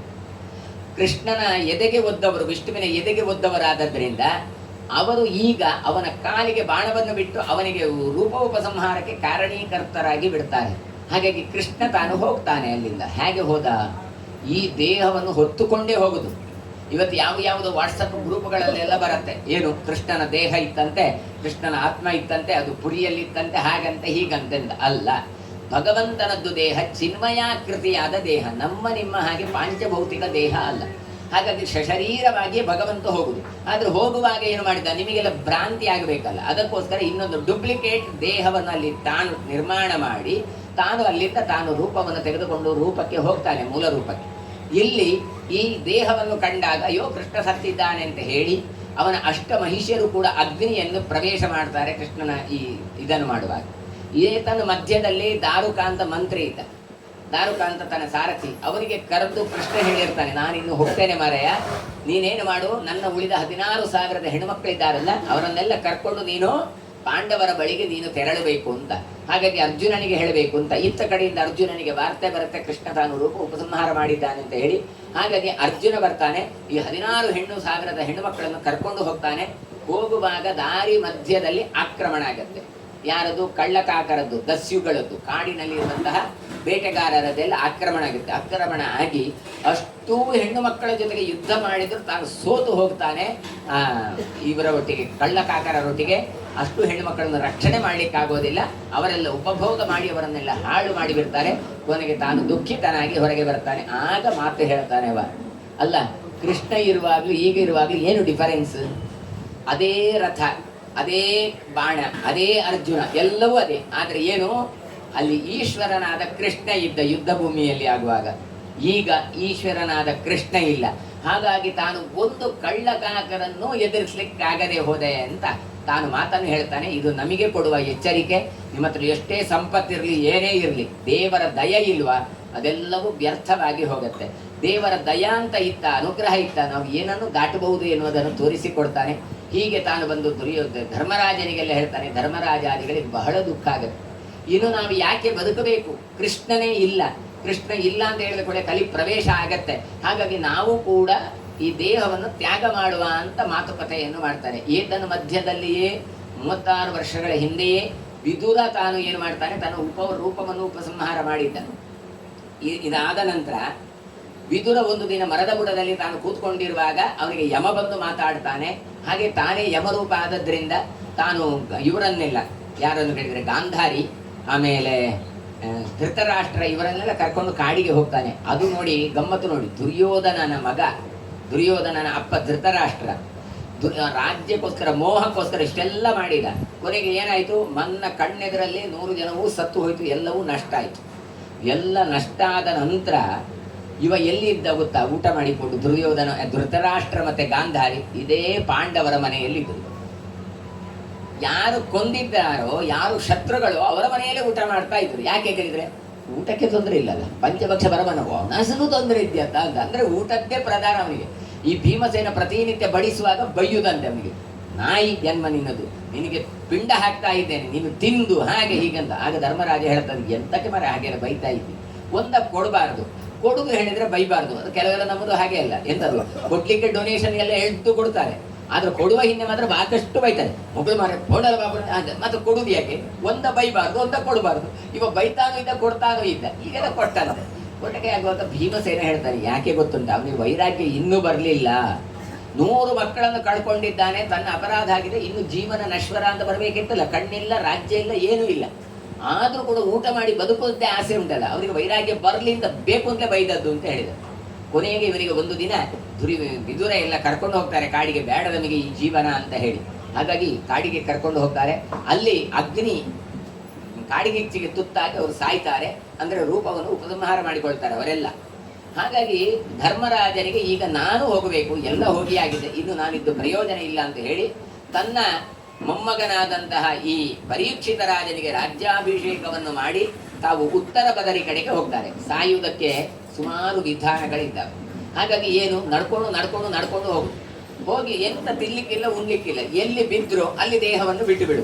ಹೀಗೆ ತಾವು ಉತ್ತರ ಬದರಿಗೆ ಹೋಗಿ, ಬದರಿಯಿಂದ ಮುಂದೆ ಸತೋಪಂಥ ಅಂತ ಏನಿದೆ ಅಲ್ಲಿ ಹೋಗುವಾಗ ಧರ್ಮರಾಜ ತನ್ನ ದೇಹವನ್ನು ತ್ಯಾಗ ಮಾಡಿದ ಅಂತ. ಮಧ್ಯದಲ್ಲಿ ಲಕ್ಷ್ಮೀವನೆಯನ್ನು ಅಲ್ಲಿ ದ್ರೌಪದಿ ಬಿಡ್ತಾಳೆ. ಹೀಗೆ ಒಬ್ಬೊಬ್ರು ತಮ್ಮ ದೇಹವನ್ನು ತ್ಯಾಗ ಮಾಡಿಕೊಂಡು ಅಲ್ಲಿ ಹೋಗ್ತಾರೆ. ಈ ರೀತಿಯಾಗಿ ತಮ್ಮ ರೂಪಗಳನ್ನೆಲ್ಲ ತಾವು ಉಪಸಂಹಾರ ಮಾಡಿ ಸ್ವರ್ಗಾರೋಹಣವನ್ನು ಮಾಡಿಬಿಡ್ತಾರೆ. ಇತ್ತ ಕಡೆಯಿಂದ ಪರೀಕ್ಷಿತ ರಾಜ ತಾನು ರಾಜ್ಯಭಾರ ಮಾಡಿದ್ದ. ಹಾಗಾಗಿಯೇ ತಾನು ಕಲಿ ಪ್ರವೇಶ ಆದಾಗ ನಿಗ್ರಹ ಮಾಡಿದ್ದ. ಆದರೂ ಕೂಡ ಬ್ರಾಹ್ಮಣರಿಗೆ ಮಾಡಿದ ಅವಮಾನದಿಂದಾಗಿ ತಾನು 7 ದಿನದಲ್ಲಿ ಹಾವಿನಿಂದ ಕಚ್ಚಿಸಲ್ಪಟ್ಟು ತಾನು ಸಾಯುವಂತಹ ಪರಿಸ್ಥಿತಿ ತನಗೆ ಕ್ರಿಯೇಟ್ ಆಗಿದೆ. ಆದರೆ ಏನು ಮಾಡುವ, ಬಂದದ್ದೆಲ್ಲನ್ನು ಎದುರಿಸಲೇಬೇಕಾದದ್ದರಿಂದ ತಾನು ಧ್ಯಾನಾವಸ್ಥೆಯಲ್ಲಿ ಕುಳಿತುಕೊಂಡು ಭಗವಂತನನ್ನು ತಾನು ಚಿಂತನೆ ಮಾಡ್ತಾ ಕೂತಿದ್ದಾನೆ. ಈಗ ಹೇಳ್ತಾನೆ ಇವ ಪರೀಕ್ಷಿತ ರಾಜ, ಇನ್ನು ನನಗೆ ಏನೂ ಆಗಬೇಕಾಗಿಲ್ಲ.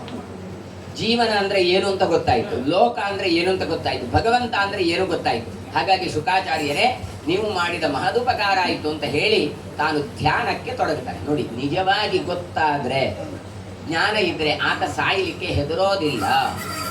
ಹಾಗಾಗಿ ಏನು ಮಾಡ್ತಾನೆ, ಧ್ಯಾನಕ್ಕೆ ತೊಡಗುತ್ತಾನೆ. ಯಾವಾಗಲೂ ಕೂಡ ಸಾಯಲಿಕ್ಕೆ ಹೆದರಬೇಕಾಗಿಲ್ಲ. ಧೀರ ಯಥಾ ದೇಹಾಂತರ ಪ್ರಾಪ್ತಿ ಧೀರ ತತ್ರ ಮುಖ್ಯತೆ. ಸಾವು ಅಂದ್ರೆ ಏನು? 6 ದೇಹ ಉಂಟು. ಒಂದು ದೇಹವನ್ನು ಕಳ್ಕೊಳ್ಳೋದಕ್ಕೆ ಇಷ್ಟೆಲ್ಲ ನಾವು ಒದ್ದಾಡ್ತಾ ಇದ್ದೇವೆ. ಬೇಕಾಗಿಲ್ಲ. ಪರಿಪಕ್ವವಾದಾಗ ನೋಡಿ, ಒಂದು ಶರಭಂಗರ ಕಥೆ ಬರ್ತದೆ ರಾಮಾಯಣದಲ್ಲಿ. ಒಬ್ಬ ಋಷಿಗಳು ಹಣ್ಣು ಮುದುಕ, ಅವ್ರು ಏನು ಮಾಡ್ತಾರೆ ಹೇಳಿದ್ರೆ, ರಾಮಚಂದ್ರ ಕಾಡಿಗೆ ಬರ್ತಾನೆ, ಅವನ ಹತ್ರ ಮಾತಾಡಬೇಕು ಅಂತ ತಮ್ಮ ದೇಹವನ್ನು ಧಾರಣೆ ಮಾಡಿಕೊಂಡಿರ್ತಾನೆ. ರಾಮಚಂದ್ರ ತಾನು ಕಾಡಿಗೆ ಬರ್ತಾನೆ. ರಾಮ, ಸೀತೆ, ಲಕ್ಷ್ಮಣ ಎಲ್ಲ ಕಾಡಿಗೆ ಬಂದಾಗ ಆ ಶರಭಂಗರನ್ನು ಭೇಟಿಯಾಗ್ತಾನೆ. ಭೇಟಿಯಾಗಿ ಮಾತಾಡಿ ಎಲ್ಲ ಆಗುವಾಗ ಶರಭಂಗರ ಹೇಳ್ತಾರೆ, ಕೃಷ್ಣ, ರಾಮ, ಸ್ವಲ್ಪ ಒಂದು 5 ನಿಮಿಷ ಕೂತ್ಕೋ ಮಾರಾಯ, ನನಗೆ ಸಾಕಾಗಿದೆ, ಈ ದೇಹವನ್ನು ಬಿಟ್ಟು ನಾನು ಹೋಗ್ತಾ ಇದ್ದೇನೆ. ಎಂ ಭಾವಂ ಸ್ಮರೇ ನಿತ್ಯಂ ತ್ಯಜಂತ್ಯಂತೆ ಕಲೇವರಂ ಅಂತ ಇರುವುದು. ಕೊನೆಗೆ ನಾವು ಭಗವಂತನನ್ನು ಕಾಣುತ್ತಾ ತಾವು ಪ್ರಾಣವನ್ನು ಬಿಡಬೇಕು ಅಂತ ಉಂಟು. ಸಂತತಂ ಚಿಂತೆಯೇನಂತಂ ಅಂತಕಾಲೇ ವಿಶೇಷತ. ಹಾಗಾದ್ರೆ ನೀನೇ ರಾಮಚಂದ್ರ ಬಂದಿದ್ದಿ, ನಿನ್ನನ್ನು ನೋಡ್ತಾ ನನ್ನ ದೇಹವನ್ನು ತ್ಯಾಗ ಮಾಡ್ತೇನೆ, ಸಾಯ್ತೇನೆ ಅಂತ ಹೇಳಿದ. ನೋಡಿ, ಸಾಯ್ಲಿಕ್ಕೆ ಎಷ್ಟು ಪ್ರಿಪರೇಷನ್ ಆಗಿದೆ ಅಂತ ಆಲೋಚನೆ. ಸರಿ ಅಂತ ರಾಮಚಂದ್ರ ತಾನು ಕೂತಿದ್ದಾನೆ. ನೋಡ್ತಾ ತನ್ನ ದೇಹವನ್ನು ಬಿಟ್ಟಿದ್ದಾನೆ. ಸರ್ಪ ತ್ವಚಮಿವೋರಗ ಅಂತ ಹೇಳಿ ಸರ್ಪ ತನ್ನ ಪೊರೆಯನ್ನು ಕಳಚಿದಂತೆ ಈ ದೇಹವನ್ನು ತ್ಯಾಗ ಮಾಡಿದ್ದಾನೆ. ವಿಮಾನಗಳು ಬರುತ್ತೆ, ಆ ವಿಮಾನದಲ್ಲಿ ತಾನು ಏರಿಕೊಂಡು ಹೋಗ್ತಾನೆ. ನೋಡಿ, ಸಾಗುವುದು ಎಷ್ಟು ಸುಲಭ, ಎಷ್ಟು ಚಂದ ಅಂತ ತಾನು ತೋರಿಸಿಕೊಟ್ಟ. ಆದರೆ ನಮಗೆಲ್ಲ ಬಹಳಷ್ಟು ಹೆದರಿಕೆ ಉಂಟು, ಸಾಯ್ತೇವೆ ಅಂತ. ಇಲ್ಲ, ನೀವೇ ಆಲೋಚನೆ ಮಾಡಿ. ಯಥಾ ದೇಹಾಂತರ ಪ್ರಾಪ್ತಿ. ಈಗ ನಾನೇ ಕೇಳುದು ನಿಮ್ಮ ಹತ್ರ, ಈ ಚಿಕ್ಕದ ಇರುವಾಗ ನಿಮ್ದು ಫೋಟೋ ಇರ್ತದೆ, SSLCಯಲ್ಲಿ ಗ್ರೂಪ್ ಫೋಟೋ ಅಂತ, ಅದೇ ದೊಡ್ಡ ಗೌಜಿ, ಇನ್ನು ಫೋಟೋ ಕಳೆಯವರುಂಟು ಅಂತೇಳಿ. ಆ ಫೋಟೋ ನೋಡಿ ಈಗ ನೀವು ಫೋಟೋ ನೋಡಿ ಹೇಗಿತ್ತು. ಹಾಗೆ ಚಿಕ್ಕ ಸಪೂರ ಈ ಹುಡುಗರ ಹಾಗೆ ಇರ್ತದೆ, ಚಡ್ಡಿ ಹಾಕಿಕೊಂಡೆಲ್ಲ ಸಪೂರ ಬಿಡುತ್ತೆ. ಈಗ ನಾವು ನೋಡಬೇಕು ಇದರಲ್ಲಿ ಯಾರು ಅಂತ ಹೇಳಬೇಕು. ಇದು ನಾನು ಅಂತ ಬೇರೆ ಯಾರಾದ್ರೂ ಗುರುತಿಸೋದಕ್ಕೆ ಆಗೋದಿಲ್ಲ. ಅದೇ ಈಗ ಏನಾಗಿರ್ತೇವೆ, ದೊಡ್ಡದಾಗಿರ್ತೇವೆ. ಹಾಗಾದ್ರೆ ದೇಹ ಅದೇಯ ಬೇರೆಯ? ಚೇಂಜ್ ಆಗಿದೆ. ಚೇಂಜ್ ಆಗದೇ ಇದ್ರೆ ಅದೇ ಇದು ಅಂತ ಆಗ್ತಾ ಇರಲಿಲ್ಲ, ಚೇಂಜಸ್ ಆಗಿದೆ. ಆದರೆ ಜೀವ ನಾವೇ ಉದಯ ಅಂತ ನಾನೇ ಇದ್ದು, ನಾವು SSLCಯಲ್ಲಿ ಅದೇ ಹೆಸರಿತ್ತು, ಈಗ 80 ವರ್ಷ ಆಗುವಾಗ ಅದೇ ಹೆಸರಿದೆ. ಆದರೆ ಜೀವ ಅದೇ, ದೇಹ ಮಾತ್ರ ವ್ಯತ್ಯಾಸ ಆಗಿದೆ ಅಲ್ವಾ? ಹಾಗಾದ್ರೆ ನಾನು ಕೇಳೋದು, ನೀವು ಚಿಕ್ಕ ಹುಡುಗನಾಗಿದ್ರಲ್ಲ, ಆಮೇಲೆ ನಿಮಗೆ ಯೌವನ ಬಂತು. ಯಾರಿಗಾದ್ರೂ ಗೊತ್ತುಂಟ ಯಾವ ಡೇಟಲ್ಲಿ ನಿಮಗೆ ಯೌವನ ಬಂದದ್ದು ಅಂತ? ಬೇಡ. ಯೌವನ ಹೋಗಿ ನಿಮಗೆ ವೃದ್ಧಾಪ್ಯ ಬಂತು, ಯಾವ ಡೇಟಲ್ಲಿ ಅಥವಾ ಯಾವಾಗ ಚೇಂಜ್ ಆದದ್ದು ಅಂತ ಗೊತ್ತುಂಟ ಯಾರಿಗಾದ್ರೂ? ಗೊತ್ತಿಲ್ಲ. ನೋಡಿ, ಮತ್ತೆ ಗೊತ್ತಾದದ್ದು ಹೇಗೆ? ಯಾರಾದ್ರೂ ಹೇಳಬೇಕು. ಕಣ್ಣು ಪುರ ಸೋಜುರಿ, ಕೂದಲು ಪುರ ಫೋನು, ತಲೆ ಕೂದಲು ಕೊಳ್ತಾನು, ಚರ್ಮ ಸುಕ್ಕು ಕಟ್ಟಿತ್ತು, ಹಾಗಾಗಿ ನಿಮಗೆ ವೃದ್ಧಾಪ್ಯ ಬಂತು ಅಂತ ಹೇಳ್ತಾರೆ. ಇಲ್ಲಿ ಚೇಂಜ್ ಆಗುವಾಗ ನಿಮಗೆ ಯಾರಿಗೆ ನೋವಾಗದೆ ಇದ್ರೆ ಸಾಯುವಾಗ ಯಾಕೆ ಸ್ವಾಮಿ ನೋವಾಗತ್ತೆ? ಬಾಲಕನಾಗಿದ್ದಾಗಲ ದೇಹ ಬೇರೆ, ಯುವಕನಾಗಿ ಯಾಕೆ ಕ್ಷಣದಲ್ಲಿ ಜೀವಕೋಶಗಳು ಹುಟ್ಟುತ್ತಾವೆ, ಸಾಯ್ತಾವೆ. ಈ ಸ್ಕಿನ್ ಚೇಂಜ್ ಆಗ್ತಾನೆ ಇರ್ತದೆ. ಆ ಸ್ಕಿನ್ ಚೇಂಜ್ ಆಗುವ ನಮಗೆ ಆಗಲೇ ಇಲ್ಲ. ಹೆಣ್ಣು ಮಕ್ಕಳಿಗೆ ಸರಳವಾಗಿ ಗೊತ್ತು, ಹಾಲು ಉಕ್ಕತ್ತೆ ಅಂತ ಹೇಳಿ ನೋಡಿ ಕೈಯಲ್ಲಿ ಎತ್ತಿಕೊಳ್ತೀರಿ, ಎತ್ತಿಕೊಂಡ್ರೆ ಕೈಯೆಲ್ಲ ಸುಟ್ಟು ಹೋಗುತ್ತೆ. ಅಥವಾ ನಮಗೆ ನೋಡಿ ಮುದ್ರೆ ಹಾಕಿಕೊಳ್ತೇವೆ, 4-5 ದಿನ ಆದ ನಂತರ ಹೋದದ್ದೇ ಗೊತ್ತಿಲ್ಲ ನಮಗೆ. ಯಾಕೆ? ಆ ಸ್ಕಿನ್ ಹೊರತು ಬಂದಿದೆ ನೋಡಿ. ಅದು ಒಣಗಿ ಹೋದಾಗ ನೋವು ಆಗ್ಲಿಲ್ಲ ನಮಗೆ. ಅಲ್ಲ, ಕೆಲವು ಸಲ ನೋವು ಆಗ್ತದೆ ಕೇಳಿದ್ರೆ, ಅದು ಹಸಿ ಇರುವಾಗ ನೀವು ಕಿತ್ತುಕೊಂಡ್ರೆ ನೋವಾಗತ್ತೆ ಅಷ್ಟೇ. ಪೂರ್ತಿ ಒಣಗಿದ ನಂತರ ಅದು ಹೋದ್ರೆ ನೋವಾಗೋದಿಲ್ಲ. ಹಾಗಾದ್ರೆ ಉರುವಾರು ಕವಿಯುವ ಬಂಧನ, ಇಪ್ಪುಡ್ಲ ಹಣ್ಣಿನ ಹಾಗಿರುವ ಒಂದು ಹಣ್ಣು, ಅದು ಬಳ್ಳಿಯಲ್ಲಿ ಇರ್ತದೆ. ಅದು ಪೂರ್ತಿ ಮಾಗಿದ್ರೆ, ಹಣ್ಣಾದ್ರೆ ಆಟೋಮೆಟಿಕ್ಲಿ ತೊಟ್ಟು ಕಳಚಿ ಬೀಳುತ್ತದೆ. ಕಾಯಿದ್ರೆ ಎಳೆದ್ರೆ ಇಡೀ ಬಳ್ಳಿಗೆ ಪೆಟ್ಟಾಗುತ್ತೆ. ಹಾಗಾಗಿ ನಮ್ಮ ಕರ್ಮ ಪೂರ್ತಿ ಕ್ಷಯ ಆದ ಬಳಿಕ ನಾವು ಮಾಗಿದ ಹಣ್ಣಾಗಿ ಕೆಳಗೆ ಬೀಳಬೇಕು, ಆಗ ನೋವು ಆಗೋದಿಲ್ಲ. ಹಾಗಾದ್ರೆ ಅದು ಹೇಗೆ ಮಾಗುದು? ಅದಕ್ಕೆ ಒಳ್ಳೆಯ ಉದಾಹರಣೆ ಗೋಟು ತೆಂಗಿನಕಾಯಿ ನೋಡಿ. ಬೊಂಡ ಇರ್ತದೆ ಮೊದಲು, ಅದು ಏನಿರ್ತದೆ ನೀವು ನೋಡ್ತೀರಿ, ನೀರೇ ಅಂದ್ರೆ ಒಳಗೆ ಚೂರು ಜಾಗ ಇಲ್ಲ, ಸೊ ನೀರು ಸೌಂಡೇ ಇಲ್ಲ. ಒಂದು ಬೊಂಡಲ್ ಹಾಯ್ಕೊಂಡು ಹೇಳ್ತೀವಿ, ಸ್ವಲ್ಪ ನೀರು ಗುಳುಗುಳು ಹೇಳಿಕ್ಕೆ ಶುರು, ಒಂದು ಬಣ್ಣಂಗಾಯಿ ಅಂತ ಹೇಳಿದ್ರಿ. ಆಮೇಲೆ ಏನಾಯ್ತು, ಅದು ತೆಂಗಿನಕಾಯಿ ಆಯ್ತು. ಆಮೇಲೆ ತೆಂಗಿನಕಾಯಿಯು ಗೆರಟೆಯನ್ನು ಬಿಡಿದ ಗಟ ಗಟ ಗಟ ಗಟ ಶಬ್ದ ಮಾಡಿ ಇದು ಗೋಟು ಅಂತ ಹೇಳಿದ್ರು. ಅಂದ್ರೆ ಒಂದೊಂದರ ಅಟ್ಯಾಚ್ಮೆಂಟ್ ಟೈಮು ಕಳೆದಾಗಿ ಬಿಡಬೇಕು. ಇವತ್ತಲ್ಲ ನಾಳೆ ನಾವು ಎಲ್ಲರನ್ನು ಬಿಟ್ಟು ಹೋಗ್ಲಿಕ್ಕೆ ಉಂಟು. ಹಾಗಾದ್ರೆ ಹೇಗೂ ಹೋಗತ್ತೆ, ಹೋಗುವುದು ನಾವೇ ಪ್ರಿಪರೇಷನ್ ಮಾಡಿಕೊಂಡು ಬಿಡ್ಲಿಕ್ಕೆ ಉಂಟು ಅಂತ ತಿಳ್ಕೊಳ್ಬೇಕು. ಇದು ಯಾವಾಗದಿಂದ ಶುರುವಾಗತ್ತೆ ಗೊತ್ತಾ? ಮಗು ಹುಟ್ಟಿದವನಿಂದ ಮಗುವನ್ನು ನಾವು ಬಿಡ್ಲಿಕ್ಕಿದ್ದೇವೆ ಅಂತ ನಾವು ಪ್ರಿಪೇರ್ ಆಗಬೇಕು. ನೀವೆಲ್ಲಿಯಾದ್ರೂ ಹೇಳಿದ್ರೆ ಎಂಚಿನ ಹೋದ್ರೆ ನಮ್ಮನ್ನ ಸೈಪುಣ ಪಾತ್ರನ ಜಾಗ ಹಾಗೆ ಹೀಗೆ ಅಂತ ಬೈತೀರಿ. ಆದ್ರೆ ಅದು ಮೆಂಟಲಿಯಾಗಿ ನಾವು ಅದಕ್ಕೆ ಪ್ರಿಪೇರ್ ಆಗಲೇಬೇಕು. 4 ತಿಂಗಳಾಗಿದೆ ಮಗು, ತಾಯಿ ತನ್ನ ಒಟ್ಟಿಗೆ ಇಟ್ಟುಕೊಂಡಿದ್ಲು. ಈಗೇನು ಮಾಡ್ತಾರೆ, ತುಳಸಿ ಕಟ್ಟೆ ಹತ್ರ ಹೋಗಿ ಉಪನಿಷ್ಕ್ರಮಣ ಅಂತ ಮಾಡ್ತಾರೆ ನೋಡಿ. ಆಗ ಯಾರಿಗೆ ಒಪ್ಪಿಸುದು? ಸೂರ್ಯ, ಚಂದ್ರ, ದಿಗಭಿಮಾನಿ, ನಕ್ಷತ್ರಾಭಿಮಾನಿ ದೇವತೆಗಳಿಗೆ ಈ ಮಗುವನ್ನು ರಕ್ಷಣೆ ಮಾಡು ಅಂತ ಕೊಟ್ರಿ. ಆಮೇಲೆ ಏನಾಯ್ತು, ಅದು ಹೊಸ್ತಿಲನ್ನು ದಾಟತ್ತೆ 3-4 ತಿಂಗಳಾದ ನಂತರ, ಅಥವಾ ಒಂದು 6-7 ತಿಂಗಳ ನಂತರ ಅಂಬೆಗಾಲಿರದ ಹೊಸ್ತಿಲು ದಾಟಿತ್ತು. ಹೊಸ್ತಿಲು ದಾಟಿದಾಗ ಪಾಯಸ ಮಾಡೋದೇನು, ತಿಂಡಿ ಮಾಡೋದು, ಮಗು ಹೊಸ್ತಿಲು ದಾಟಿತ್ತು ಅಂತ ಹೇಳಿ. ಅಟ್ಯಾಚ್ಮೆಂಟ್ ನೋಡಿ, 6 ವರ್ಷ ನಮ್ಮೊಟ್ಟಿಗೆ ಇರ್ತದೆ. ಏನು ಕಡಪುಡ್ರಿ ಬಾಲೇನು, ಅವು ಎಂಕೆ ಬೋಡು ನನ್ನ ಹತ್ರವೇ ಬೇಕು ಅಂತ ನೀವು ಇಟ್ಟುಕೊಂಡ್ರೆ ಹೇಗಾಗ್ಬೋದು? ಈ ಮಗುವಿಗೆ ತಾಯಿ ಹತ್ರ ಅಷ್ಟು ಅಟ್ಯಾಚ್ಮೆಂಟ್ ಇರೋದಿಲ್ಲ. ಮತ್ತೆ ಅಟ್ಯಾಚ್ಮೆಂಟ್ ಯಾರಿಗೆ ಇರೋದು? ತಾಯಿಗೆ. ಅದಕ್ಕೆ ಈಗಿನ ಸ್ಕೂಲ್ನಲ್ಲಿ ಏನು ಹೇಳ್ತಾರೆ, ನಿಖಿಲ್ಸುವರ ಬರೋತ್ರಿ ಅಂತ. ತಾಯಿ ಆ ಮಕ್ಕಳಲ್ಲಿ ಆಟ ಆಡ್ತಾ ಇರ್ತಾವೆ. ಈ ತಾಯಿಯಂದರಿಗೆ ತಡೆಯುವುದೇ ಇಲ್ಲ. ಪಾಪ ಈ ಮಗುವಿಗೆ ಏನಾಗತ್ತೋ ಇದು ಅದು ಎಂತ ಮಾಡ್ತದಂತ ಇವ್ರ ಗಳಿಗೆ ಗೊತ್ತಲ್ಲ ದೊಡ್ಡ. ಆ ಪಾಪ ತಾಯಿ ಮಣ್ಣು ಮರೆತಿರ್ತದೆ ಮಗು, ಮತ್ತೆ ಅದು ಅಂತ ಆಡ್ತಾ ಬರ್ತದೆ. ಅದಕ್ಕೆ ಮೊದಲೇ ಹೇಳ್ತಾರೆ ನೀವು ಬರಬೇಡಿ ಅಂತ. ಅಲ್ಲ, ನನ್ನ ಮಗುವನ್ನು ನಾನೇ ಇಟ್ಟುಕೊಳ್ತೇನೆ ಅಂತ ನೀವು ಇಟ್ಟುಕೊಂಡ್ರೆ ಏನಾಗ್ತದೆ? ಸ್ಕೂಲಿಗೆ ಕಳಿಸದೇ ಇದ್ರೆ ಅಜ್ಜಿ ಸಾಕಿದ ಮೊಮ್ಮಗ ವಜ್ಜಕ್ಕೂ ಬಾರದ ಒದ್ದಾಗಿ ಬಿಡ್ತದೆ, ವೇಸ್ಟ್ ಆಗಿ ಬಿಡುತ್ತೆ. ತ್ಯಾಗ ಮಾಡಲೇಬೇಕು. ಆಗ ಅಟ್ಯಾಚ್ಮೆಂಟ್ ಕಡಿಮೆ ಮಾಡಿ ಸ್ಕೂಲಿಗೆ ಕಳಿಸಿದ್ರಿ. ಸ್ಕೂಲಿಗೆ ಕಳಿಸಿದ ಮಕ್ಕಳನ್ನು ಮುಂದೇನು ಮಾಡ್ತೀರಿ ನೀವು? ಹಾಸ್ಟೆಲ್ಗೆ ಕಳಿಸ್ತಿರ್ತೀರಿ ಅಲ್ವಾ? ಹಾಸ್ಟೆಲ್ಗೆ ಕಳಿಸಿದ ಹಾಗೆ ಮದುವೆ ಆದ ನಂತರ ಕಳಿಸುದು. ನೀವು ಯಾಕೆ ಅಳುದು? ಮಗುವನ್ನು ಮದುವೆ ಮಾಡಿ ಕೊಡುವಾಗ ಅಯ್ಯೋ ಗೊಳೋ ಅಂತ ಹೇಳ್ತಾರೆ. ನಾನು ಕೇಳುದು, ಅಷ್ಟೆಲ್ಲ ಅಟ್ಟು ನೀವು ಮದುವೆ ಮಾಡೋದಾದ್ರೆ ಮನೆಯಲ್ಲಿ ಇಟ್ಟುಕೊಳ್ಳಿ. ಮತ್ತೆ ಯಾಕೆ ಅಯ್ಯೋ ಎನ್ನ ಮಗಳಿಗೆ ಮದುವೆ ಆತ್ರಿ ಅಂತ ಹೇಳುದು, ಹೋದ ಕೂಡಲೇ ಅಳ್ತಾ ಕೂತ್ಕೊಳ್ಳುದು. ಇದು ವ್ಯರ್ಥ ಅಲ್ವಾ? ಹಾಗಾದ್ರೆ ಏನು? ಮಗಳನ್ನು ಕೊಟ್ಟು ಮದುವೆ ಮಾಡುದು ಅದ್ರ ದಾನಕ್ಕೆ ತಾನೇ. ದಾನ ಮಾಡುವ ಅಳ್ತಾ ದಾನ ಮಾಡುದಲ್ಲ ತಾನೇ. ಇವತ್ತು ನೀವೊಂದಿಷ್ಟು ದಾನಕ್ಕೆ ಅಂತ ಇಟ್ಟಿದ್ರಿ, ಅಯ್ಯೋ ಪೋಪುಣತ ಅಂತ ಹೇಳಿದ್ರೆ ಮತ್ತೆ ಕೊಡುದು ಯಾಕೆ ಇಟ್ಟುಕೊಂಡಿದ್ದೀವಿ? ಹಾಗಾದ್ರೆ ಏನು? ನಗುತ್ತಾ ಕಳಿಸಬೇಕು. ದುಃಖಗಳು ಏನು ಕೇಳಿದ್ರೆ ಅದು ನಿಮ್ಮ ಸೈಕಾಲಜಿ ಬಿಟ್ಟು ಎಲ್ಲ ನಾನು ಹೇಳ್ತಾ ಇರೋದು. ಒಂದು ಕಾಲದಲ್ಲಿ ಬಹಳ ಕಷ್ಟ ಇತ್ತು. ಈಗ ಎಣಿಸಿದ ತಕ್ಷಣ ಫೋನಲ್ಲಿ ಸಿಗ್ತಾರೆ, ವಿಡಿಯೋ ಕಾಲ್ ಸಿಗ್ತಾರೆ, ಬರ್ತಾರೆ, ಮನೆಗೆ ಹೋಗ್ತಾ ಇರ್ತಾರೆ. ಈಗ ಇನ್ನೊಂದು ಅರ್ಥದಲ್ಲಿ ಏನು ಕೇಳಿದ್ರೆ ಮಗಳನ್ನು ಕೊಡೋದಲ್ಲ, ಅಳಿಯನನ್ನೇ ತೆಕ್ಕೊಳ್ಳುವುದು ಅಂತ ಅರ್ಥ. ಹಾಗಿದ್ರೆ ಅಷ್ಟೆಲ್ಲ ಇರುವಾಗ ಅಳುವ ಅಗತ್ಯವೇ ಇಲ್ಲ, ಆದ್ರೂ ಅಳುತ್ತೇವೆ. ಹಾಗಾಗಿ ಅಟ್ಯಾಚ್ಮೆಂಟ್ ಅನ್ನು ಕಡಿಮೆ ಮಾಡಿದ ಹಾಗೆ ಮುಂದೆ ಕೂಡ ತಾನು ಸಾವಿಗೆ ಹತ್ತಿರ ಬರುವಾಗ ಒಂದಲ್ಲ ಒಂದು ದಿನ ಆಸ್ತಿ ಪಾಸ್ತಿ ಎಲ್ಲ ಬಿಟ್ಟು ಹೋಗ್ಲಿಕ್ಕೆ ಉಂಟು. ಕೊನೆಗೆ ಕಡೆಯ ಕಾಲದಲ್ಲಿ ತಾನೇನು ಮಾಡಬೇಕು ಕೇಳಿದ್ರೆ ಸಮಸ್ತ ಆಸ್ತಿಯನ್ನು ಮಗನ ಕೈಗೆ ಇಟ್ಟು ಕೃಷ್ಣಾರ್ಪಣ ಅಂತ ಹೇಳಿ ಕಣ್ಣು ಮುಚ್ಚಬೇಕು. ನೀವು ಯಾರು ಮಗನಿಗೆ ಕೊಡುವುದೇ ಇಲ್ಲ. ಮತ್ತೇನು ಮಾಡ್ತೇವೆ, ಅವನು ಕೇಳ್ತಾನೆ, ಅಪ್ಪ ಸೈನ್ ಮಾಡ್ಲಿ ಆಸ್ತಿ ಅನ್ಕೊಳ್ಳಿ, ಆಯನ್ನು ಬಿದೈ ಬಾಡ್ಡ ಅಂತ. ನೋಡಿ, ನಾವು ನಮ್ಮ ಮಕ್ಕಳನ್ನು ಹೊರಗೆ ನಾವು ನೆಗೆಟಿವ್ ಮಾತಾಡಬಾರ್ದು. ನನ್ನ ಮಗ ನನ್ನನ್ನು ನೋಡಿಕೊಳ್ತಾನೆ, ಎಂದಿಗೂ ಹೊರಗೆ ನನ್ನನ್ನು ಹಾಕುವುದಿಲ್ಲ ಅಂತಲೇ ನೀವು ಹೇಳ್ಬೇಕು. ಇದು ನೀವೇ ಹೇಳುದು, ಆಯ ಒಳ್ಳ ಬಿದೈ ಪಾಡಿ ಎಂಡ ಐದು ಮಿತ್ತದವು ಆಯದು ಸಿತ್ತದ ಇಂಬ್ಯಾಗ ಒಂಜಿಯನ್ನ ಪಾಲು ಅಂತ. ಆಗ ಅವನಿಗೆ ಮಕ್ಕಳಿಗೆ ತಲೆಗೆ ಬಂತು, ಅಪ್ಪ ನಾನು ಹೊರಗೆ ಹಾಕಿದ್ರೆ ತೊಂದರೆ ಇಲ್ಲ, ಅವರ ಪಾಲು ಇದು ಬೇರೆ ಉಂಟು. ಇಲ್ಲ, ನೀವು ನನ್ನ ಮಗ ನೋಡಿಕೊಳ್ಳುತ್ತಾನೆ, ನನ್ನ ಮಗ ಬೇರೆಯವರಿಗೆ ಅಲ್ಲ, ನನ್ನನ್ನು ಹೊರಗೆ ಹಾಕುವುದೇ ಇಲ್ಲ ಅಂತ ಹೇಳಿ. ಒಂದು ವೇಳೆ ಅವನ ಹೆಂಡತಿಯ ಮಾತನ್ನು ಕೇಳಿ ಅಪ್ಪನನ್ನು ಬಿಡುವ ಪರಿಸ್ಥಿತಿ ಬಂದರೂ ಕೂಡ ಅವನ ಮೆಂಟ್ಯಾಲಿಟಿ ಹೇಗೆ ಬೆಳೀತದೆ ಗೊತ್ತಾ? ಅಪ್ಪ ನನ್ನನ್ನು ನಂಬಿದ್ದಾರೆ, ಅವರನ್ನು ನಾನು ಹೊರಗೆ ಹಾಕಬಾರದು, ನನ್ನನ್ನು ನಂಬಿದ್ರೆ ನನ್ನ ಕರ್ತವ್ಯ ಅಂತ ಇಟ್ಕೊಳ್ತಾನೆ. ಮತ್ತೆ ಹಣೆ ಬರದಲ್ಲಿ ನಿಮ್ಮನ್ನು ಹೊರಗೆ ಹಾಕ್ತಾನೆ ಅಂತ ಆದರೆ ಅದು ಹೇಗೂ ಹೊರಗೆ ಹಾಕ್ತಾನೆ, ನೀವು ಹೇಳದೇ ಇರಿ. ಆದ್ದರಿಂದ ನಾವು ಮಕ್ಕಳಿಗೆ ನೆಗೆಟಿವ್ ಅನ್ನು ಹೇಳಿಕೊಡೋದಲ್ಲ. ಹಾಗಾಗಿ ಆ ತ್ಯಾಗದ ಬುದ್ಧಿ ಬರಬೇಕು ಕೇಳಿದ್ರೆ ಅಟ್ಯಾಚ್ಮೆಂಟ್ ಬಿಡಬೇಕು. ಸಮಸ್ತ ರಾಜ್ಯವು ನನ್ನದಲ್ಲ, ಏನೂ ನನ್ನದಲ್ಲ, ಈ ದೇಹವು ನನ್ನದಲ್ಲ ಅಂತ ಆಲೋಚನೆ ಮಾಡ್ತಾ ತಾನು ಲಯ ಚಿಂತನೆ ಮಾಡಿಕೊಂಡು ಕೂತ್ಕೊಳ್ತಾನೆ. ಅಷ್ಟು ಹೊತ್ತಿಗೆ ಆಗುವಾಗ ಒಬ್ಬ ತಕ್ಷಕ ತನಗೆ 7ನೇ ದಿನದಲ್ಲಿ ಬಂದು ತಾನು ಸಾಯ್ತಾನೆ ಅಂತ ಒಂದು ಶಾಪ ಕೊಟ್ಟದುಂಟು. ಹಾಗಾಗಿ ನನ್ನ ಕರ್ತವ್ಯ ನೋಡಿ, ವಾಚ ಭರ್ತೋನು ಧಾರತಿ, ಬ್ರಾಹ್ಮಣರು ಹೇಳಿದ ಮಾತಿಗೆ ತಾನು ಅನುಸರಿಸಿಕೊಂಡು ತಕ್ಷಕ ಹೊರಡ್ತಾನೆ, ಪರೀಕ್ಷಿತನನ್ನು ಕಚ್ಚಬೇಕು ಅಂತ. ಹೋಗುವಾಗ ಹಾಗೆ ಹೋಗೋದಿಲ್ಲವ, ಒಬ್ಬ ಬ್ರಾಹ್ಮಣನ ಒಂದು ದೇಹಧಾರಣೆ ಮಾಡಿಕೊಂಡು ತಾನು ಬರ್ತಾನೆ. ಬರಬೇಕಾದ್ರೆ ದಾರಿಯಲ್ಲಿ ಕಶ್ಯಪ ಗೋತ್ರದ ಒಬ್ಬ ಬ್ರಾಹ್ಮಣ ಸಿಗ್ತಾನೆ. ಅವನು ಹೀಗೆ ಟೈಮ್ ಪಾಸ್ ಮಾತಾಡ್ತಾ ಯಾವ ಕಡೆಗೆ ನೀವು ಅಂತ. ಅದು ಕೆಲವು ಸಲ ಹಾಗೆ ಆಗೋದುಂಟು. ಬಸ್ಸಲ್ಲಿ ಕೂತ್ಕೊಂಡಿರ್ತವೆ, ಗುರ್ತದವರೇ ಇರ್ತಾರೆ, ಅದು ಸುಮ್ಮನೆ ಇರ್ತಾರೆ. ಯಾಕೆ ಕೇಳಿದ್ರೆ ಎಲ್ಲಿಯೋ ನೋಡ್ದಾಗುಂಟು, ಅಕ್ಷತಂಗಾರುಂಟು, ಯಾರೋ ನಮ್ಮವರು ಇರಬೇಕು ಅಂತ ಮಾತಾಡುದಿಲ್ಲ. ಅವ ಮಾತಾಡ್ಲಿ ಅಂತ ಇವರು ಮಾತಾಡ್ಲಿ ಅಂತ ಅವರು. ಹಾಗಲ್ಲ, ರಾಮಚಂದ್ರ ಏನು ಮಾತಾಡ್ತಾರೆ, ಸ್ಮಿತಪೂರ್ವ ಭಾಷೆ. ಮೊದಲು ನಗಾಡಿಕೊಂಡು ನಿಮ್ದೆಲ್ಲಿ ಆಯಿತು, ಯಾವ ಕಡೆಗೆ ಹೋಗ್ತಿದ್ರಿ, ನಾನು ಇಂಥವ ಅಂತ ತಾನೇ ಮಾತಾಡ್ತಾ ಇದ್ದ. ಹಾಗೆ ಇವನು ಮೇಲೆ ಶುರು ಮಾಡಿದ ಕೌಶಿಕ ಗೋತ್ರದ ಬ್ರಾಹ್ಮಣ. ಅಲ್ಲ, ಇದು ತಾವು ಯಾವ ಕಡೆಗೆ ಹೋಗ್ತಾ ಇದ್ದೀರಿ ಅಂತ. ಏನಿಲ್ಲ, ನಾನು ಪರೀಕ್ಷಿತ ರಾಜನ ಹತ್ರ ಹೋಗ್ತಾ ಇದ್ದೇನೆ, ಹರಿದ್ವಾರಕ್ಕೆ. ಅದಕ್ಕೆ ಮಾಯಾ ಅಂತ ಕ್ಷೇತ್ರಕ್ಕೆ ಹೆಸರು. ಅಯೋಧ್ಯ, ಮಥುರಾ, ಮಾಯಾ. ಮಾಯಾ ಅಂದರೆ ಹರಿದ್ವಾರ. ಹಾಗಾಗಿ ಹರಿದ್ವಾರಕ್ಕೆ ನಾನು ಹೋಗ್ತಾ ಇದ್ದೇನೆ. ಏನು? ಏನಿಲ್ಲ, ಅದು ಯಾವುದೋ ನಾನೊಬ್ಬ ಪಂಡಿತ ಹೇಳಿದಂತೆ, ಈ ಕಶ್ಯಪ ಗೋತ್ರದವ.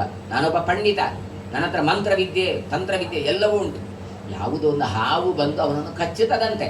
ಕಚ್ಚಿದ್ರೆ ಅವನನ್ನು ಬದುಕಿಸಬೇಕು ಅಂತ ನಾನು ಹೊರಟದ್ದು ಅಂತ ಹೇಳಿದಂತೆ.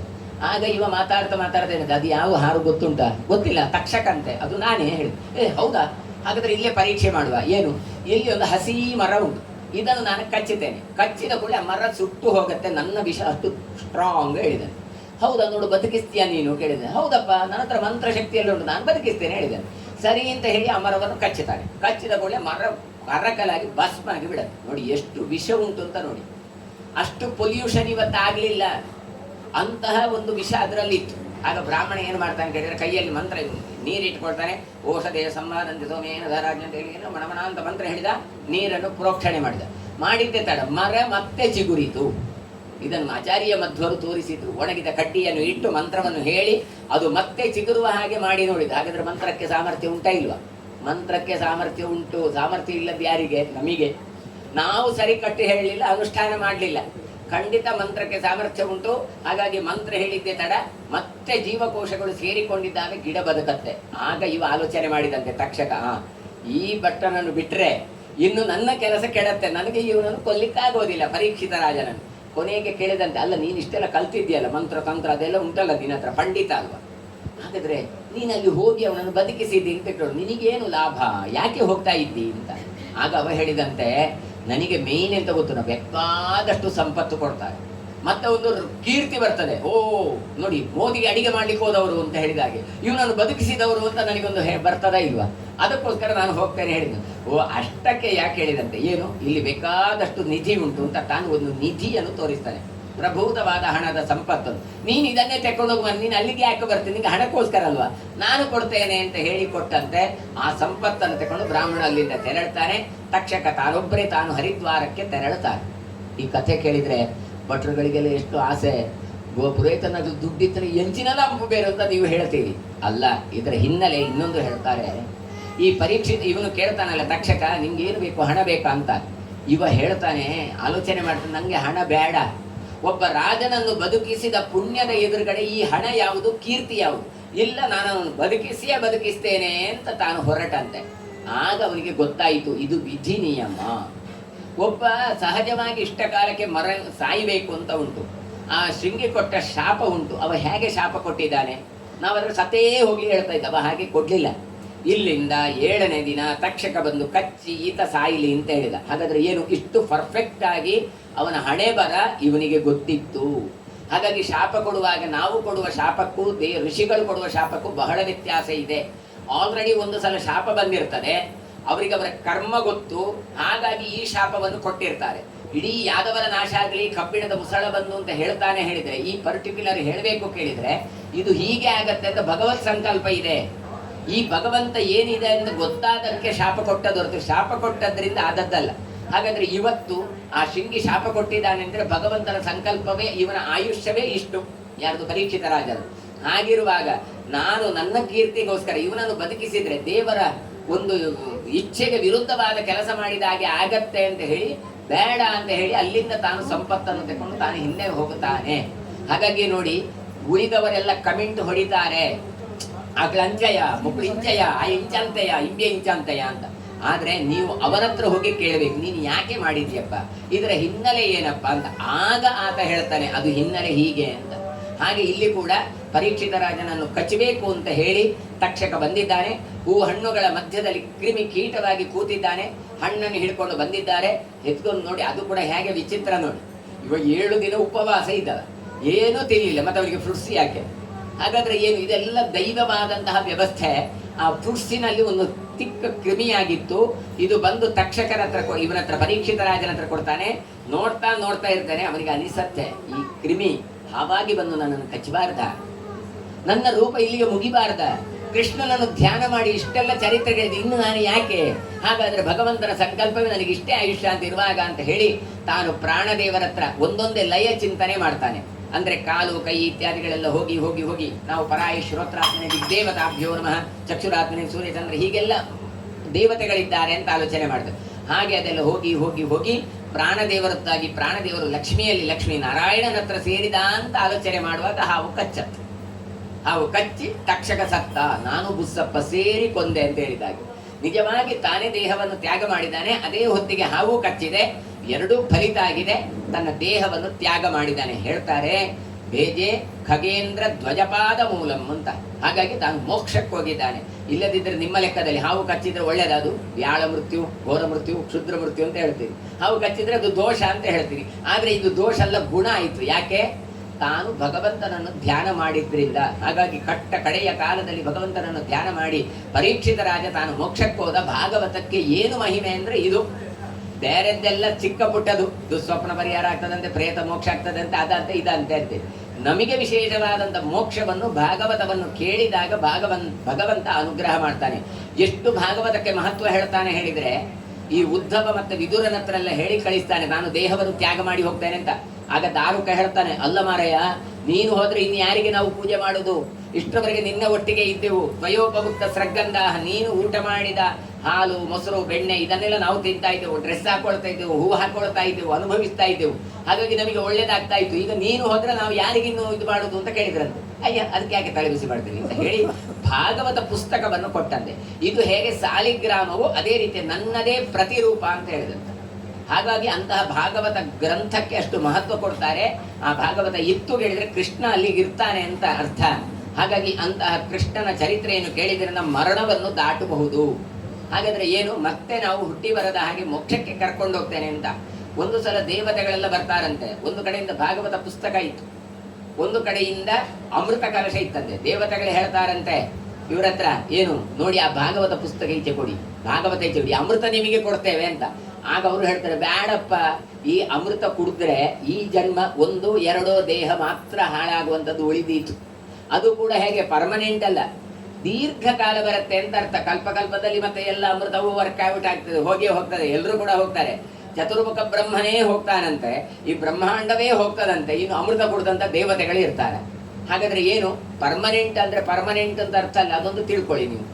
ಈ ಜಾಬ್ ಪರ್ಮನೆಂಟ್ ಅಂತ ಉಂಟಲ್ಲ, ಏನು ಜಾಬ್ ಟೆಂಪರರಿ, ಪರ್ಮನೆಂಟ್ ಆಗಲಿಲ್ಲ, ಪರ್ಮನೆಂಟ್ ಆಯ್ತು, 60 ವರ್ಷ ಆದ್ರು ಮತ್ತೆ ಯಾಕೆ ಮನೆಗೆ ಬಂದ, ನಿಮ್ದು ಪರ್ಮನೆಂಟ್ ಜಾಬ್ ಅದು, ಅಲ್ಲೇ ಕೂತ್ಕೊಳ್ಬೇಕಿತ್ತು. 70 ವರ್ಷ ಆದ್ರೆ ಅಲ್ಲೇ ಇರ್ಬೇಕು. ಏನಾದ್ರೆ ಅರ್ಥ ಕೇಳಿದ್ರೆ 60 ವರ್ಷದವರೆಗೆ ಪರ್ಮನೆಂಟ್ ಅಷ್ಟೇ. ಹಾಗೆ ಒಂದು ಕಲ್ಪದವರೆಗೆ ನಿಮಗೆ ದೇಹ ಅಮೃತ ಕೊಡಿದ್ರೆ ದೇಹ ಹೋಗುದಿಲ್ಲ ಅಂತ ಅಷ್ಟೇ ಬಿಟ್ರೆ ನೀವು ಹೋಗುದೇ ಇಲ್ಲ. ಅಶ್ವತ್ಥಾಮ ಬಲಿರ್ವ್ಯಾಸ ಹನುಮಾಂಚ ವಿಭೀಷಣ ಅಂತ ಹೇಳಿದ್ರೆ ಸತ್ಯತೆ ಚಿರಜೀವಿನಃ. ಚಿರ ಅಂದ್ರೆ ಏನು, ಹೆಚ್ಚು ಕಾಲ ಅಂತ ಅಷ್ಟೇ ಅರ್ಥ. ನಾವು ನಾರ್ಮಲ್ 100 ವರ್ಷ 200 ವರ್ಷ ಆದ್ರೆ ಅದು 1000 ವರ್ಷ ಅಂತ ಅಷ್ಟೇ ಹೊರತು ಅದು ಡಿಸ್ಟ್ರಾಯೇ ಆಗೋದಿಲ್ಲ ಅಂತ ಅರ್ಥ ಅಲ್ಲ. ಹಾಗಾಗಿ ಇದು ಯಾವುದು ಬೇಡ. ಆದ್ರೆ ಭಾಗವತವನ್ನು ಓದಿದ್ರೆ ಉಂಟಲ್ಲ, ಈ ದೇಹ ಅಲ್ಲ, ಯಾವ ಲಿಂಗ ದೇಹಗಳು ಭಗ್ನಾಗಿ ಹೋಗತ್ತೆ, ಹಾಗಾಗಿ ಅದೇ ಇರಲಿ ಅಂತ ತಾನು ಸ್ವೀಕಾರ ಮಾಡ್ತಾರೆ. ಅದರ ನಂತರ ಅಲ್ಲಿ ಅವಧೂತ ಚರಿತ್ರೆಗಳನ್ನು ಇದನ್ನೆಲ್ಲ ಭಾಗವತ ಕೊಡ್ತದೆ. 24 ಋಷಿಗಳು, ಅವರೆಲ್ಲ ಉಪದೇಶಗಳೇ ಮುಂದೆ ಬಹಳಷ್ಟು ಇರ್ತದೆ. ಮಾರ್ಕಂಡೇಯನ ಚರಿತ್ರೆ ಎಲ್ಲ ಬರ್ತದೆ. 24 ಋಷಿಗಳಿಂದ ತಾನು ಕಲ್ತದ್ದು ಅಂತ ಹೇಳಿ ತಾನು ಅವಧೂತನ ಒಂದು ಚರಿತ್ರೆಯನ್ನು ಇಲ್ಲಿ ಕೊಡ್ತಾನೆ. ಏನು ಕೇಳಿದ್ರೆ, ಯಾರೆಲ್ಲ 24 ನೋಡಿ, ಒಂದು ಜ್ಞಾನ ಬರಬೇಕಾದ್ರೆ ಕೇವಲ ಇದು ಮಾತ್ರ ಅಲ್ಲ ಅಂತೇಳಿ ಅವಧೂತ ತಾನು ಹೇಳ್ತಾನೆ. ಹಕ್ಕಿಗಳು ಇದ್ದಾವೆ, ಆಮೇಲೆ ಭ್ರಮರಗಳು, ದುಂಬಿಗಳು, ಅವಧೂತ, ಋಷಿಗಳು, ಹೀಗೆ ಎಲ್ಲರೂ ಕೂಡ ನನಗೆ ಗುರುಗಳು ಅಂತ ಹೇಳ್ತಾರೆ. ಒಂದೊಂದು ಪ್ರಾಣಿಯಿಂದ ಒಂದೊಂದು ಕಲಿತಾ ಇದ್ದೇನೆ, ವೇಶ್ಯ ಸ್ತ್ರೀಯಲ್ಲೂ ಕಲಿತಿದ್ದೇನೆ ಅಂತ ಒಬ್ಬ ಅವಧೂತ ಹೇಳ್ತಾರೆ. ಅಂದ್ರೆ ನಾಲೆಜ್ ಎನ್ನುವಂಥದ್ದು ಕೇವಲ ಬುಕ್ನಿಂದ ಬರುವುದು ಮಾತ್ರ ಅಂತ ನಮ್ಮಲ್ಲಿ ಹೇಳಲೇ ಇಲ್ಲ. ಹಾಗಾಗಿ ನೋಡಿ, ನಾವು ಇವತ್ತು ಏನು ಬುಕ್ಕಿಗೆ ಓರಿಯೆಂಟೆಡ್ ಆಗಿದ್ದೇವೆ, ಪುಸ್ತಕದ ಹುಳು ಆಗಿದ್ದೇವೆ. ಅದಕ್ಕೆ ಬಂದದ್ದು ಓದಿ ಓದಿ ಮರುಳಾದ ಕೂಚು ಬಟ್ಟ, ಓದದ್ದ ಇವನಿಗೆ ಅನ್ನ ಕೊಟ್ಟ ಅಂದ್ರೆ ಒಂದು ಗಾದೆ ಉಂಟು. ಏನು ಓದಿ ಓದಿ ಮರುಳಾದದ್ದು ಹೇಳಿದ್ರೆ ಪುಸ್ತಕ ಮಾತ್ರ, ಪುಸ್ತಕದ ಬದನೆಕಾಯಿ ಮಾತ್ರ, ಮತ್ತೆ ಯಾವುದೂ ಗೊತ್ತಿಲ್ಲ, ಅದು ಏನೂ ಪ್ರಯೋಜನ ಇಲ್ಲ. ಅದು ಬಂದಿತ್ತಲ್ಲ ಯಾವುದು, ಫಸ್ಟ್ ರ್ಯಾಂಕ್ ರಾಜು, ಅದೇ ಟೊಮೆಟೊ ನಾಡಿಗಿರ್ತಾನೆ, ಮೇಲೆ ತೆಂಗಿನಕಾಯಿ ಆಗ್ತದೆ. ಹೀಗೆ ಇಂಥದ್ದೇ ಇದ್ರೆ ಅದಲ್ಲ. ಇನ್ನು ಗೊತ್ತುಂಟ ಪುಸ್ತಕದ ಬದನೆಕಾಯಿ ಅಂದ್ರೆ ಏನು ಹೇಳಿ? ಒಬ್ರು ಹರಿಕತೆ ದಾಸರ ಇದ್ರಂತೆ. ಅವರು ಏನು ಹೇಳಿದ್ರು, ಪ್ರವಚನಕ್ಕೆ ಹೋಗುವಾಗ ಅವರ ಹೆಂಡತಿಯು ಬಂದು ಕೂತಿದ್ಲಲ್ಲಿ. ಇವರು ಪ್ರವಚನ ಮಾಡುವಾಗ ಹೇಳಿದ್ರಂತೆ, ಏನು ಬದನೆಕಾಯಿ ತಿನ್ನಬಾರದು, ಬದನೆ ನಿಷಿದ್ಧ. ಅದಕ್ಕೋಸ್ಕರವೇ ವಾದಿರಾಜರು ಏನು ಮಾಡಿದ್ರು, ಬದನೆಯಲ್ಲಿರುವ ವಿಷವನ್ನು ತೆಗೆದು ಗುಳ್ಳವನ್ನು ಮಾಡಿ ಕೊಟ್ಟರು. ಹಾಗಾಗಿ ಬದನೆ ತಿನ್ನಬಾರದು, ಹಾಗೆ ಈಗಿನ ಭಾರಿ ಉಪದೇಶ ಕೊಟ್ಟರಂತೆ. ಇವನ ಹೆಂಡತಿ ಬಂದಿದ್ಲಲ್ಲ ದಾಸರದ್ದು, ಅವರಿಗೆ ಬಹಳ ದುಃಖ ಆಯ್ತಂತೆ. ಯಾಕೆ ಕೇಳಿದ್ರೆ ಅವಳು ಮನೆಯಲ್ಲಿ ಅವತ್ತು ಬದನೆ ಪಲ್ಯವೇ ಮಾಡಿಟ್ಟರು. ಅದು ಯಾಕೆ ಕೇಳಿದ್ರೆ ಈ ಹರಿಕಥೆ ದಾಸರಿಗೆ ಬದನೆ ಅಂದ್ರೆ ಬಹಳ ಇಷ್ಟ ಅವರಿಗೆ. ಹಾಗಾಗಿ ಅವರಿಗೆ ಇಷ್ಟ ಅಂತ ಹೇಳಿ ಬದನೆಕಾಯಿ ಪಲ್ಯ ಮಾಡಿಟ್ಟಿದ್ದಾಳೆ. ಆದ್ರೆ ಈಗ ಇವ್ರೇನು ಹೇಳಿದ್ರು ಪ್ರವಚನದಲ್ಲಿ, ಬದನೆ ತಿನ್ನಬಾರ್ದು ಅಂತ ಹೇಳಿದ್ರು. ಎಂತ ಮಾಡುದು ಅಂತ ಹೇಳಿ ಪಕ್ಕ ಮನೆಗೆ ಹೋಗಿ ಅದೆಲ್ಲವನ್ನು ತಾಳೆ ಕಟ್ಟಿಗೆ ಹಾಕಿ ಚೆಲ್ಲಿ ಬೇರೆ ಪಲ್ಯ ಎಲ್ಲ ತಯಾರು ಮಾಡಿ ಇಟ್ರಂತೆ. ಹರಿಕಥೆ ದಾಸರು ಬಂದ್ರು ಮನೆಗೆ. ಬಂದ ಕೂಡಲೇ ಹೇಳಿದ್ರು, ಬರಡು ಏನಿದೆ ಬದನೆದು ಪಲ್ಯತ ಭಾರಿ ಲಾಯ್ಕೊಂಡು ಬರ್ಲಿ ಹೇಳಿದ್ರು. ಇಲ್ಲ ಹೇಳಿದ್ರು. ಯಾಕೆ ಹೇಳಿದ್ರು? ಅದನ್ನು ನೀವು ಹೇಳಿದ್ರಲ್ಲ ಆಗ ಪ್ರವಚನದಲ್ಲಿ ಬದನೆ ತಿನ್ನಬಾರ್ದು ಅಂತ, ಅದಕ್ಕೆ ನಾನು ತಾಳೆ ಕಟ್ಟಿಗೆ ಹಾಕಿ ಚೆಲ್ಲಿದೆ ಅಂತ ಹೇಳಿದ್ರು. ಅಯ್ಯೋ ಮಾರಾಯ್ತಿ, ನೀನು ಯಾಕೆ ಇದು ಮಾಡಿ? ಯಾಕೆ ನಾನು ಬದನೆ ತಿನ್ನಬಾರ್ದು ಅಂತ ಹೇಳಿದ್ದು ಹೌದು, ಯಾವುದನ್ನು? ಇದನ್ನಲ್ಲ, ಮತ್ತೆ ಪುಸ್ತಕದ ಬದನೆಕಾಯಿ ಅಂತ ಹೇಳಿದ್ರು. ಅಂದ್ರೆ ನಮ್ಮ ಕಥೆ ಎಲ್ಲ ಹಾಗೆ ಆಗಿದೆ. ಪುಸ್ತಕದಲ್ಲಿ ಇದ್ದದ್ದು ಮಾತ್ರ ಅದು ನಮ್ಮ ಜೀವನಕ್ಕೆ ಅಳವಡಿಸುವುದಿಲ್ಲ. ಆದ್ರೆ ಇಲ್ಲಿ ಹೇಳ್ತಾರೆ, ಜೀವನಕ್ಕೆ ಅಳವಡಿಸಬೇಕು ಕೇಳಿದ್ರೆ ದೇಶ ಸುತ್ತಬೇಕು, ನಾವು ಕೋಶ ಓದಬೇಕು, ಶಾಸ್ತ್ರಗಳನ್ನು ಓದಬೇಕು, ಜನರ ಮಧ್ಯದಲ್ಲಿ ಬದುಕಬೇಕು. ಆಗ ಆ ತತ್ವಗಳು ಗೊತ್ತಾಗತ್ತೆ. ಹಾಗಾಗಿ ಆಕಾಶದಿಂದ, ನೀರಿನಿಂದ, ಗಾಳಿಯಿಂದ, ಎಲ್ಲ ಪ್ರತೀಕಗಳಿಂದಲೂ ತಾನು ಅವಧೂತ, ತಾನು ಅಧ್ಯಯನವನ್ನು ಮಾಡ್ತಾನೆ. ಋಷಭದೇವರಿಗೆ ತಾನಲ್ಲಿ ಹೇಳುವಾಗ ಹೇಳಿದೆ, 9 ಜನ ಸನ್ಯಾಸಿಗಳಾಗಿದ್ದರು. ಇವತ್ತು ಒಂದೊಂದು ಯತಿಗಳಲ್ಲ, 9 ಜನ ಯತಿಗಳಾಗಿದ್ದರು. ಕವಿಹಿ, ಅಂತರಿಕ್ಷ, ಪಿಪ್ಪಲ ಇತ್ಯಾದಿಗಳೆಲ್ಲ. ಅದರಲ್ಲಿ ಒಬ್ಬೊಬ್ಬರ ಉಪದೇಶಗಳನ್ನು ಇಲ್ಲಿ ಪರೀಕ್ಷಿತ ರಾಜರಿಗೆ ಹೇಳುವ ಮೂಲಕ, ಅಂದ್ರೆ ನಮಗೆಲ್ಲ ಹೇಳುವ ಮೂಲಕ ಕೊಡ್ತಾ ಇದ್ದಾರೆ. ನಿಮಿಯ ಯಾಗ ಆಗತ್ತೆ. ನಿಮಿಯ ಯಾಗ ಆಗುವಾಗ ಇದು ಬರುತ್ತೆ, ನಿಮಿ ಚರಿತ್ರೆ. ಅದು ಹೇಳ್ತಾ ಹೋದ್ರೆ ಮುಂದೆ ಹೋಗ್ತಾನೆ ಇರ್ತದೆ. ದಂಡಕ ಅಂತ ಆರಣಿ. ಈಗ ನೋಡಿ, ಈ ಕ್ಷೇತ್ರಕ್ಕೆ ನಿಮಿ ದಂಡಕ ಅಂತ ಹೇಳಿ ಎನ್ನುವಂಥದ್ದು 3 ಮಕ್ಕಳಿರ್ತಾರೆ. ನಿಮಿ ಚಕ್ರವರ್ತಿ ಇಕ್ಷ್ವಾಕು ವಂಶದಲ್ಲಿ ಬಂದವ. ತಾನು ಏನು ಮಾಡ್ತಾನೆ, ಯಜ್ಞಗಳನ್ನು ಮಾಡ್ಲಿಕ್ಕೆ ಅಂತ ಹೊರಡಬೇಕು ಅಂತ ಕೇಳಿದ್ರೆ ಮೊದಲು ಪುರೋಹಿತರನ್ನು ಫಿಕ್ಸ್ ಮಾಡಬೇಕಲ್ಲ. ಹಾಗಾಗಿ ವಶಿಷ್ಠರ ಹತ್ರ ಹೋಗ್ತಾನೆ. ವಶಿಷ್ಠರ ಹತ್ರ ಹೇಳಿದಂತೆ, ನಾಡ್ದೊಂದು ದೊಡ್ಡ ಯಾಗ ಮಾಡುವ ಅಂತ ಇದ್ದೇನೆ, ನೀವು ಬರಬೇಕು ಪುರೋಹಿತಕ್ಕೆ. ಟೈಮ್ ಇಲ್ಲ ಮಾರೆ, ಯಾಕೆ? ನನಗೆ ಆಲ್ರೆಡಿ ಇಂದ್ರ ಬುಕ್ ಮಾಡಿ ಇಟ್ಟಿದ್ದಾನೆ, ಹಾಗಾಗಿ ಈಗೆಲ್ಲ ಆಗುದಿಲ್ಲ. ನೋಡು, ನಾನು ಇಂದ್ರನ ಹತ್ರ ಹೋಗಿ ಅಲ್ಲಿ ಹೋಮ ಎಲ್ಲ ಮುಗಿಸಿ ಆದಷ್ಟು ಬೇಗ ಅಲ್ಲಿ ಮುಗಿಸಿ ನಾನು ಬರ್ತೇನೆ ಅಂತ ಹೇಳಿದಂತೆ. ಈ ನಿಮಿ ಕಾದ ಇವರು ಬರೋದು ಕಾಡುವುದಿಲ್ಲ. ಇವರದ್ದು ಯಾಗ ಮುಗಿದ್ರೆ ಇವನಿಗೆ ಅವ್ರು ಯಾವಾಗ ಬರ್ತಾರೆ ಅಂತ, ಯಾವಾಗ ಡೇಟ್ ಕೊಡ್ತಾರೆ ಅಂತ, ಇನ್ನು ಇವರನ್ನು ಕಾದ್ರೆ ನಾನು ಸತ್ತೇ ಹೋಗ್ತೇನೆ. ಹಾಗಾಗಿ ಇವರನ್ನು ಕಾಯ್ದಲ್ಲ ಅಂತೇಳಿ ಇನ್ನೊಬ್ಬ ಪುರೋಹಿತರನ್ನು ಫಿಕ್ಸ್ ಮಾಡಿಕೊಂಡು ತಾನು ಯಾಗವನ್ನು ಮಾಡಲಿಕ್ಕೆ ಶುರು ಮಾಡಿದ್ದಾರೆ. ಅಷ್ಟು ಹೊತ್ತಿಗೆ ಆಗುವಾಗ ಅರ್ಧ ಯಾಗ ಆಗಿದೆ. ನಿಮಿಯ ಪುರೋಹಿತರು ಬಂದ್ರು, ಯಾರು ವಶಿಷ್ಠರು ಓಡಿಕೊಂಡು, ಪಾಪ ಅವನಿಗೆ ಲೇಟ್ ಆಗ್ತದೆ ಅಂತ ಅಲ್ಲಿ ಗಡಿಬಿಡಿ ಮಾಡಿಕೊಂಡು ಇಲ್ಲಿ ಬಂದ್ರೆ, ಇಲ್ಲಿ ಬೇರೆ ಪುರೋಹಿತರು ಯಾಗ ಮಾಡ್ತಾ ಇದ್ದಾರೆ. ಸಿಟ್ಟು ಬಂದು ಬಿಡ್ತಂತೆ. ನಿಮಿ ಹತ್ರ ಕೇಳಿದ್ರಂತೆ, ನನ್ನನ್ನು ಕೇಳಿದ್ರೆ ಬೇರೆ ಪುರೋಹಿತರನ್ನು ಯಾಕೆ ನೀನು ಫಿಕ್ಸ್ ಮಾಡಿದ್ದು ಅಂತ. ಅಲ್ಲ, ನಾನು ಬದುಕುತ್ತೇನೆ ಇಲ್ವಾ ಗೊತ್ತಿಲ್ಲ, ನೀವು ಕರೆದ್ರೆ ನೀವು ಪಕ್ಕ ಬರಲಿಲ್ಲ, ಮತ್ತೆಂತ ಮಾಡುವಂತೆ ಯಾಕೆ ಶುರು ಮಾಡಿದೆ ಹೇಳಿದ್ರೆ. ಸಿಟ್ಟು ಬಂತಂತೆ ಅವರಿಗೆ, ಶಾಪ ಕೊಟ್ಟು ಬಿಟ್ರಂತೆ. ಏನು, ನನ್ನನ್ನು ಅವಹೇಳನ ಮಾಡಿಕೊಂಡು ನನ್ನನ್ನು ತ್ಯಾಗ ಮಾಡಿ ಇನ್ನೊಬ್ಬರನ್ನು ಸ್ವೀಕಾರ ಮಾಡಿದ್ಯಲ್ಲ, ಹಾಗಾಗಿ ನಿನ್ನ ದೇಹವೇ ಬಿದ್ದು ಹೋಗಿ ನೀನು ಸತ್ತೇ ಹೋಗು ಹೇಳಿದ್ರಂತೆ. ಇವರಿಗೆ ಸಿಟ್ಟು ಬರ್ತಂತೆ. ನಿಮಗೆ ಕೂಡ ಚಕ್ರವರ್ತಿ. ನೋಡಿ, ಇವತ್ತು ಬ್ರಾಹ್ಮಣನಿಗೆ ಮಾತ್ರ ಶಾಪ ಕೊಡುವ ಸಾಮರ್ಥ್ಯ ಅಲ್ಲ, ಎಲ್ರಿಗೂ ಉಂಟು. ಉಂಡವ ಶಪಿಸುವುದು ಬೇಡ, ಉಂಡವ ಹರಸುವುದು ಬೇಡ, ನೊಂದವ ಶಪಿಸುವುದು ಬೇಡ. ಒಬ್ಬ ಶೂದ್ರ ಇರಲಿ, ಎಷ್ಟೇ ಇರಲಿ, ಒಂದು ನಾಯಿಲಿ ತುಂಬಾ ನೋವಾಗಿ ಏನಾದರೂ ಕೊಟ್ಟರೆ ಅದ್ರದ್ದು ಎಫೆಕ್ಟ್ ಪ್ರತಿಯೊಬ್ಬರಿಗೂ ಆಗತ್ತೆ. ಹಾಗಾಗಿ ಇವರು ಏನು ಮಾಡ್ತಾನೆ, ಇವನು ನೀರಲ್ಲಿ ಇಟ್ಟುಕೊಂಡು ಮಂತ್ರ ಜಪ ಮಾಡಿ ಹೇಳ್ತಾನೆ, ನೀವು ಸತ್ತು ಹೋಗಿ ಅಂತ ಹೇಳಿದವ. ಯಾಕೆ ಕೇಳಿದ್ರೆ, ನೀವು ಬ್ರಾಹ್ಮಣರು ಇರ್ಬೋದು, ಆದ್ರೆ ನೀವು ಏನು ಮಾಡಿದ್ರಿ, ಹೇಳಿದ ಸಮಯಕ್ಕೆ ಬರಲಿಲ್ಲ. ಹಾಗಾಗಿ ನಾನು ದೇಹ ನಂದು ಅಸ್ಥಿರ ಎನ್ನುವ ದೃಷ್ಟಿಯಿಂದ ನಾನು ಬದಲು ಮಾಡಿದ್ದೆ ಹೊರತು, ಈ ಪುರೋಹಿತರು ಸರಿ ಇಲ್ಲ, ಅವರು ಮಂತ್ರ ಜಪ ಮಾಡುವುದಿಲ್ಲ ಅಂತ ನಿಮಗೆ ಅವಮಾನ ಮಾಡಬೇಕು ಅಂತ ಮಾಡಿದ್ದಲ್ಲ. ಹಾಗಾಗಿ ನಿಮ್ಮದು ದೇಹ ಪಾತ ಆಗ್ಲಿ ಅಂತ ಶಾಪ ಕೊಟ್ಟ. ಹಾಗಾಗಿ ವಶಿಷ್ಠರು ಸಾಯ್ತಾರೆ, ನಿಮಿಯೂ ಸಾಯ್ತಾರೆ. ನೋಡಿ, ಸಾಮರ್ಥ್ಯ ಎಲ್ರಿಗೂ ಉಂಟು ಅಂತ ತೋರಿಸಿಕೊಡ್ತಾರೆ. ಕೊನೆಗಾಗುವಾಗ ದೇವತೆಗಳೆಲ್ಲ ಪ್ರಾರ್ಥನೆ ಮಾಡ್ತಾರೆ, ಅಲ್ಲ ಈ ರಾಜನೂ ಇಲ್ಲ, ಈ ಕಡೆ ಪುರೋಹಿತರು ಇಲ್ಲ, ಯಾಗ ಅರ್ಧದಲ್ಲಿ ಆಯ್ತಲ್ಲ, ಯಾಗ ಪೂರ್ತಿ ಆಗಬೇಕಲ್ಲ ಅಂತ. ಹಾಗಾಗಿ ಬ್ರಹ್ಮದೇವರ ಹತ್ರ ಹೇಳಿದ್ರೆ ವಶಿಷ್ಠರು ಮತ್ತೆ ಕುಂಭ ಸಂಭವನಾಗಿ ಮಿತ್ರಾವರುಣಿಯರ ರೇತಸ್ಸಿನಿಂದ ಉರ್ವಶಿಯಿಂದ ಹುಟ್ಟಿಕೊಳ್ತಾರೆ. ಅಲ್ಲಿ ಹುಟ್ಟಿಕೊಂಡದ್ದು ಮಡಕೆಯಲ್ಲಿ ಬರುತ್ತದೆ. ಅದರಲ್ಲಿ ರೇತಸ್ಸಿನಿಂದ ಹುಟ್ಟಿಕೊಂಡದ್ದು. ನೋಡಿ, ಇವತ್ತು ಮಕ್ಕಳು ಹುಟ್ಟಬೇಕು ಅಂತಾದ್ರೆ ಕೇವಲ ಗಂಡು ಹೆಣ್ಣು ಸೇರಿಯೇ ಆಗಬೇಕಾಗಿಲ್ಲ. ಮತ್ತೇನು, ಈ ವೀರ್ಯವನ್ನು ತೆಗೆದು ಒಂದು ಮಡಕೆಯಲ್ಲಿ ಹಾಕಿರ್ತಾರೆ. ಮಡಕೆಯಿಂದ ಮಿತ್ರ ಮತ್ತೆ ವರುಣರು ಇಬ್ರು, ಮಿತ್ರಾವರುಣರ ರೇತಸ್ಸಿನಿಂದ ತಾನು ಹುಟ್ಟಿಕೊಳ್ಳುವವರು ಯಾರು ಕೇಳಿದ್ರೆ ಅಗಸ್ತ್ಯರು, ಮತ್ತೊಂದು ವಶಿಷ್ಠರು. ಹಾಗಾಗಿ ಕುಂಭ ಸಂಭವ ಅಂತ ಕರೀತಾರೆ. ಇವತ್ತು ಟೆಸ್ಟ್ ಬೇಬಿ ಅಂತ ಕೇಳಿದ್ರೆ ಅದೇ. ಹಾಗಾಗಿ ಅದನ್ನೆಲ್ಲ ಮಾಡಿ ಅವರು ಹುಟ್ಟಿಕೊಂಡ್ರು. ಈ ಕಡೆಯಿಂದ ನಿಮಿ ಹುಟ್ಟಬೇಕಲ್ಲ, ನಿಮಿಯನ್ನು ಪ್ರಾರ್ಥನೆ ಮಾಡಿದ್ರೆ ನಿಮಿ ಹೇಳ್ತಾನಂತೆ, ನಾನು ಮತ್ತೆ ಈ ದೇಹವನ್ನು ಪಡ್ಕೊಂಡು ಬರೋದಿಲ್ಲ. ಹಾಗಾದ್ರೆ ಏನು, ಯಜ್ಞ ಪೂರ್ತಿ ಆಗಬೇಕು, ಇದರ ಪುಣ್ಯ ನನಗೆ ಬರಬೇಕು ಕೇಳಿದ್ರೆ ಎಲ್ಲರ ಕಣ್ಣಿನ ತುದಿಯಲ್ಲಿ ನಾನು ಕೂತ್ಕೊಳ್ಳುತ್ತೇನೆ ಅಂತ ಹೇಳಿ ನಿಮಿ ತನ್ನ ಕಣ್ಣಿನಲ್ಲಿ ಕೂತ್ಕೊಳ್ತಾನೆ. ಹಾಗಾಗಿ ಎಲ್ಲರ ಕಣ್ಣಿನಲ್ಲಿ ನಿಮಿ ಇದೆ. ಅದನ್ನು ಯಾವಾಗ ನೀವು ಬ್ಲಿಂಕ್ ಮಾಡ್ತೀರ, ಹಾಗಾಗಿ ನಿಮೇಶ ಅಂತ ಬಂದದ್ದು, ಮಿನಿಟ್ ಅಂತ ಬಂತಲ್ಲ. ನೋಡಿ, ಯಾವ ಶಬ್ದ ನೀವು ತೆಕ್ಕೊಳ್ಳಿ, ಅದು ನಮ್ಮಿಂದಲೇ ಹೊರಟದ್ದು. ಇವತ್ತೇನು ಹೇಳ್ತೀರಿ ನೀವು, 1 ಗಂಟೆ 2 ಗಂಟೆ ಹೇಳಿದ್ರಿ, ಇಂಗ್ಲೀಷ್ನಲ್ಲಿ ಹವರ್ ಅಂತ ಹೇಳ್ತೀವಿ. ಈ ಹವರ್ ಬಂದದ್ದು ಎಲ್ಲಿಂದ? ನಮ್ಮಲ್ಲಿಂದ. ರಾತ್ರಿ ಹಗಲನ್ನು ಕೌಂಟ್ ಮಾಡಿದಾಗ ಅಹೋರಾತ್ರ ಅಂತ ಕರೆಯುವುದು. ಅಹಸ್ ಮತ್ತೆ ರಾತ್ರಿ, ಅಹೋರಾತ್ರ 24 hours. ಇದನ್ನು ನೀವು ಡಿವೈಡ್ ಮಾಡಿದರೆ 1 ಗಂಟೆ ಬಂತು. ಹಾಗೆ ಏನು ಮಾಡಿದ್ರು, ಮೊದಲಿದ್ದು ಆ ತೆಗ್ದ್ರಿ, ಕೊನೆಯದ್ದು ತ್ರಾ ತೆಗ್ದಿದ್ದು, ಮತ್ತದ್ದುಂಟಲ್ಲ ಅದು ಹೋರ ಅಂತ ಇದು. ಈ ನಮ್ಮ ಹೋರಾಶಾಸ್ತ್ರ, ಹೋರ ಎನ್ನುವಂಥದ್ದು ಆಂಗ್ಲದವರ ಭಾಷೆಯಲ್ಲಿ ಹವರ್ ಅಂತ ಆಯ್ತು ಅಷ್ಟೇ. ಇವತ್ತು ಏನು ನೀವು ತೆಕ್ಕೊಂಡ್ರು ಕೂಡ, ಇವತ್ತು ಯಾಕೆ ಇವತ್ತು ನಮಗೆ ಶನಿವಾರ ಅದು ಗೊತ್ತಿಲ್ಲ ಹೇಳಿದ್ರು. ಇವತ್ತು ಬೆಳಗಿನ 1 ಗಂಟೆಯ ಹೊರೆಗೆ, 1 ಗಂಟೆಯು ಸೂರ್ಯೋದಯ ಆದ ನಂತರ ಅದಕ್ಕೆ ಅಭಿಮಾನಿಯಾಗಿ ಕೂತವ ಶನಿ. ಹಾಗಾಗಿ ಇಡೀ ದಿನಕ್ಕೆ ಶನಿವಾರ ಅಂತ ಹೆಸರು. ನಾಳೆಯನೇ ದಿನಕ್ಕೆ ಬರುವುದು ಯಾರು ಕೇಳಿದ್ರೆ, ಮೊದಲಿನ ಹೊರಗೆ ಅಧಿಪತಿಯಾಗಿ ಆದಿತ್ಯ ಅಥವಾ ರವಿ. ಹಾಗಾಗಿ ಇಡೀ ದಿನಕ್ಕೆ ಆದಿತ್ಯವಾರ, ರವಿವಾರ ಅಂತ. ಹಾಗಾಗಿ ನಮ್ಮ ಯಾವ ಗಣನೆಗಳು ತೆಕ್ಕೊಂಡ್ರು ಕೂಡ ಅದು ಸೈಂಟಿಫಿಕ್, ಅದಕ್ಕೊಂದು ರೀಸನ್ ಇದೆ. ನಮ್ಮದನ್ನೇ ಕದ್ದುಕೊಂಡವರು ನಾವು ಇದು ಮಾಡಿದ್ದೇವೆ, ನಾವು ಅವ್ರು ಹೇಳಿದ ಕೂಡಲೇ ಮತ್ತೆ ಫಾಲೋ ಮಾಡ್ತೇವೆ. ಇಂತಹ ಪರಿಸ್ಥಿತಿಯಲ್ಲಿ ಇದ್ದೇವೆ ಅಲ್ಲ.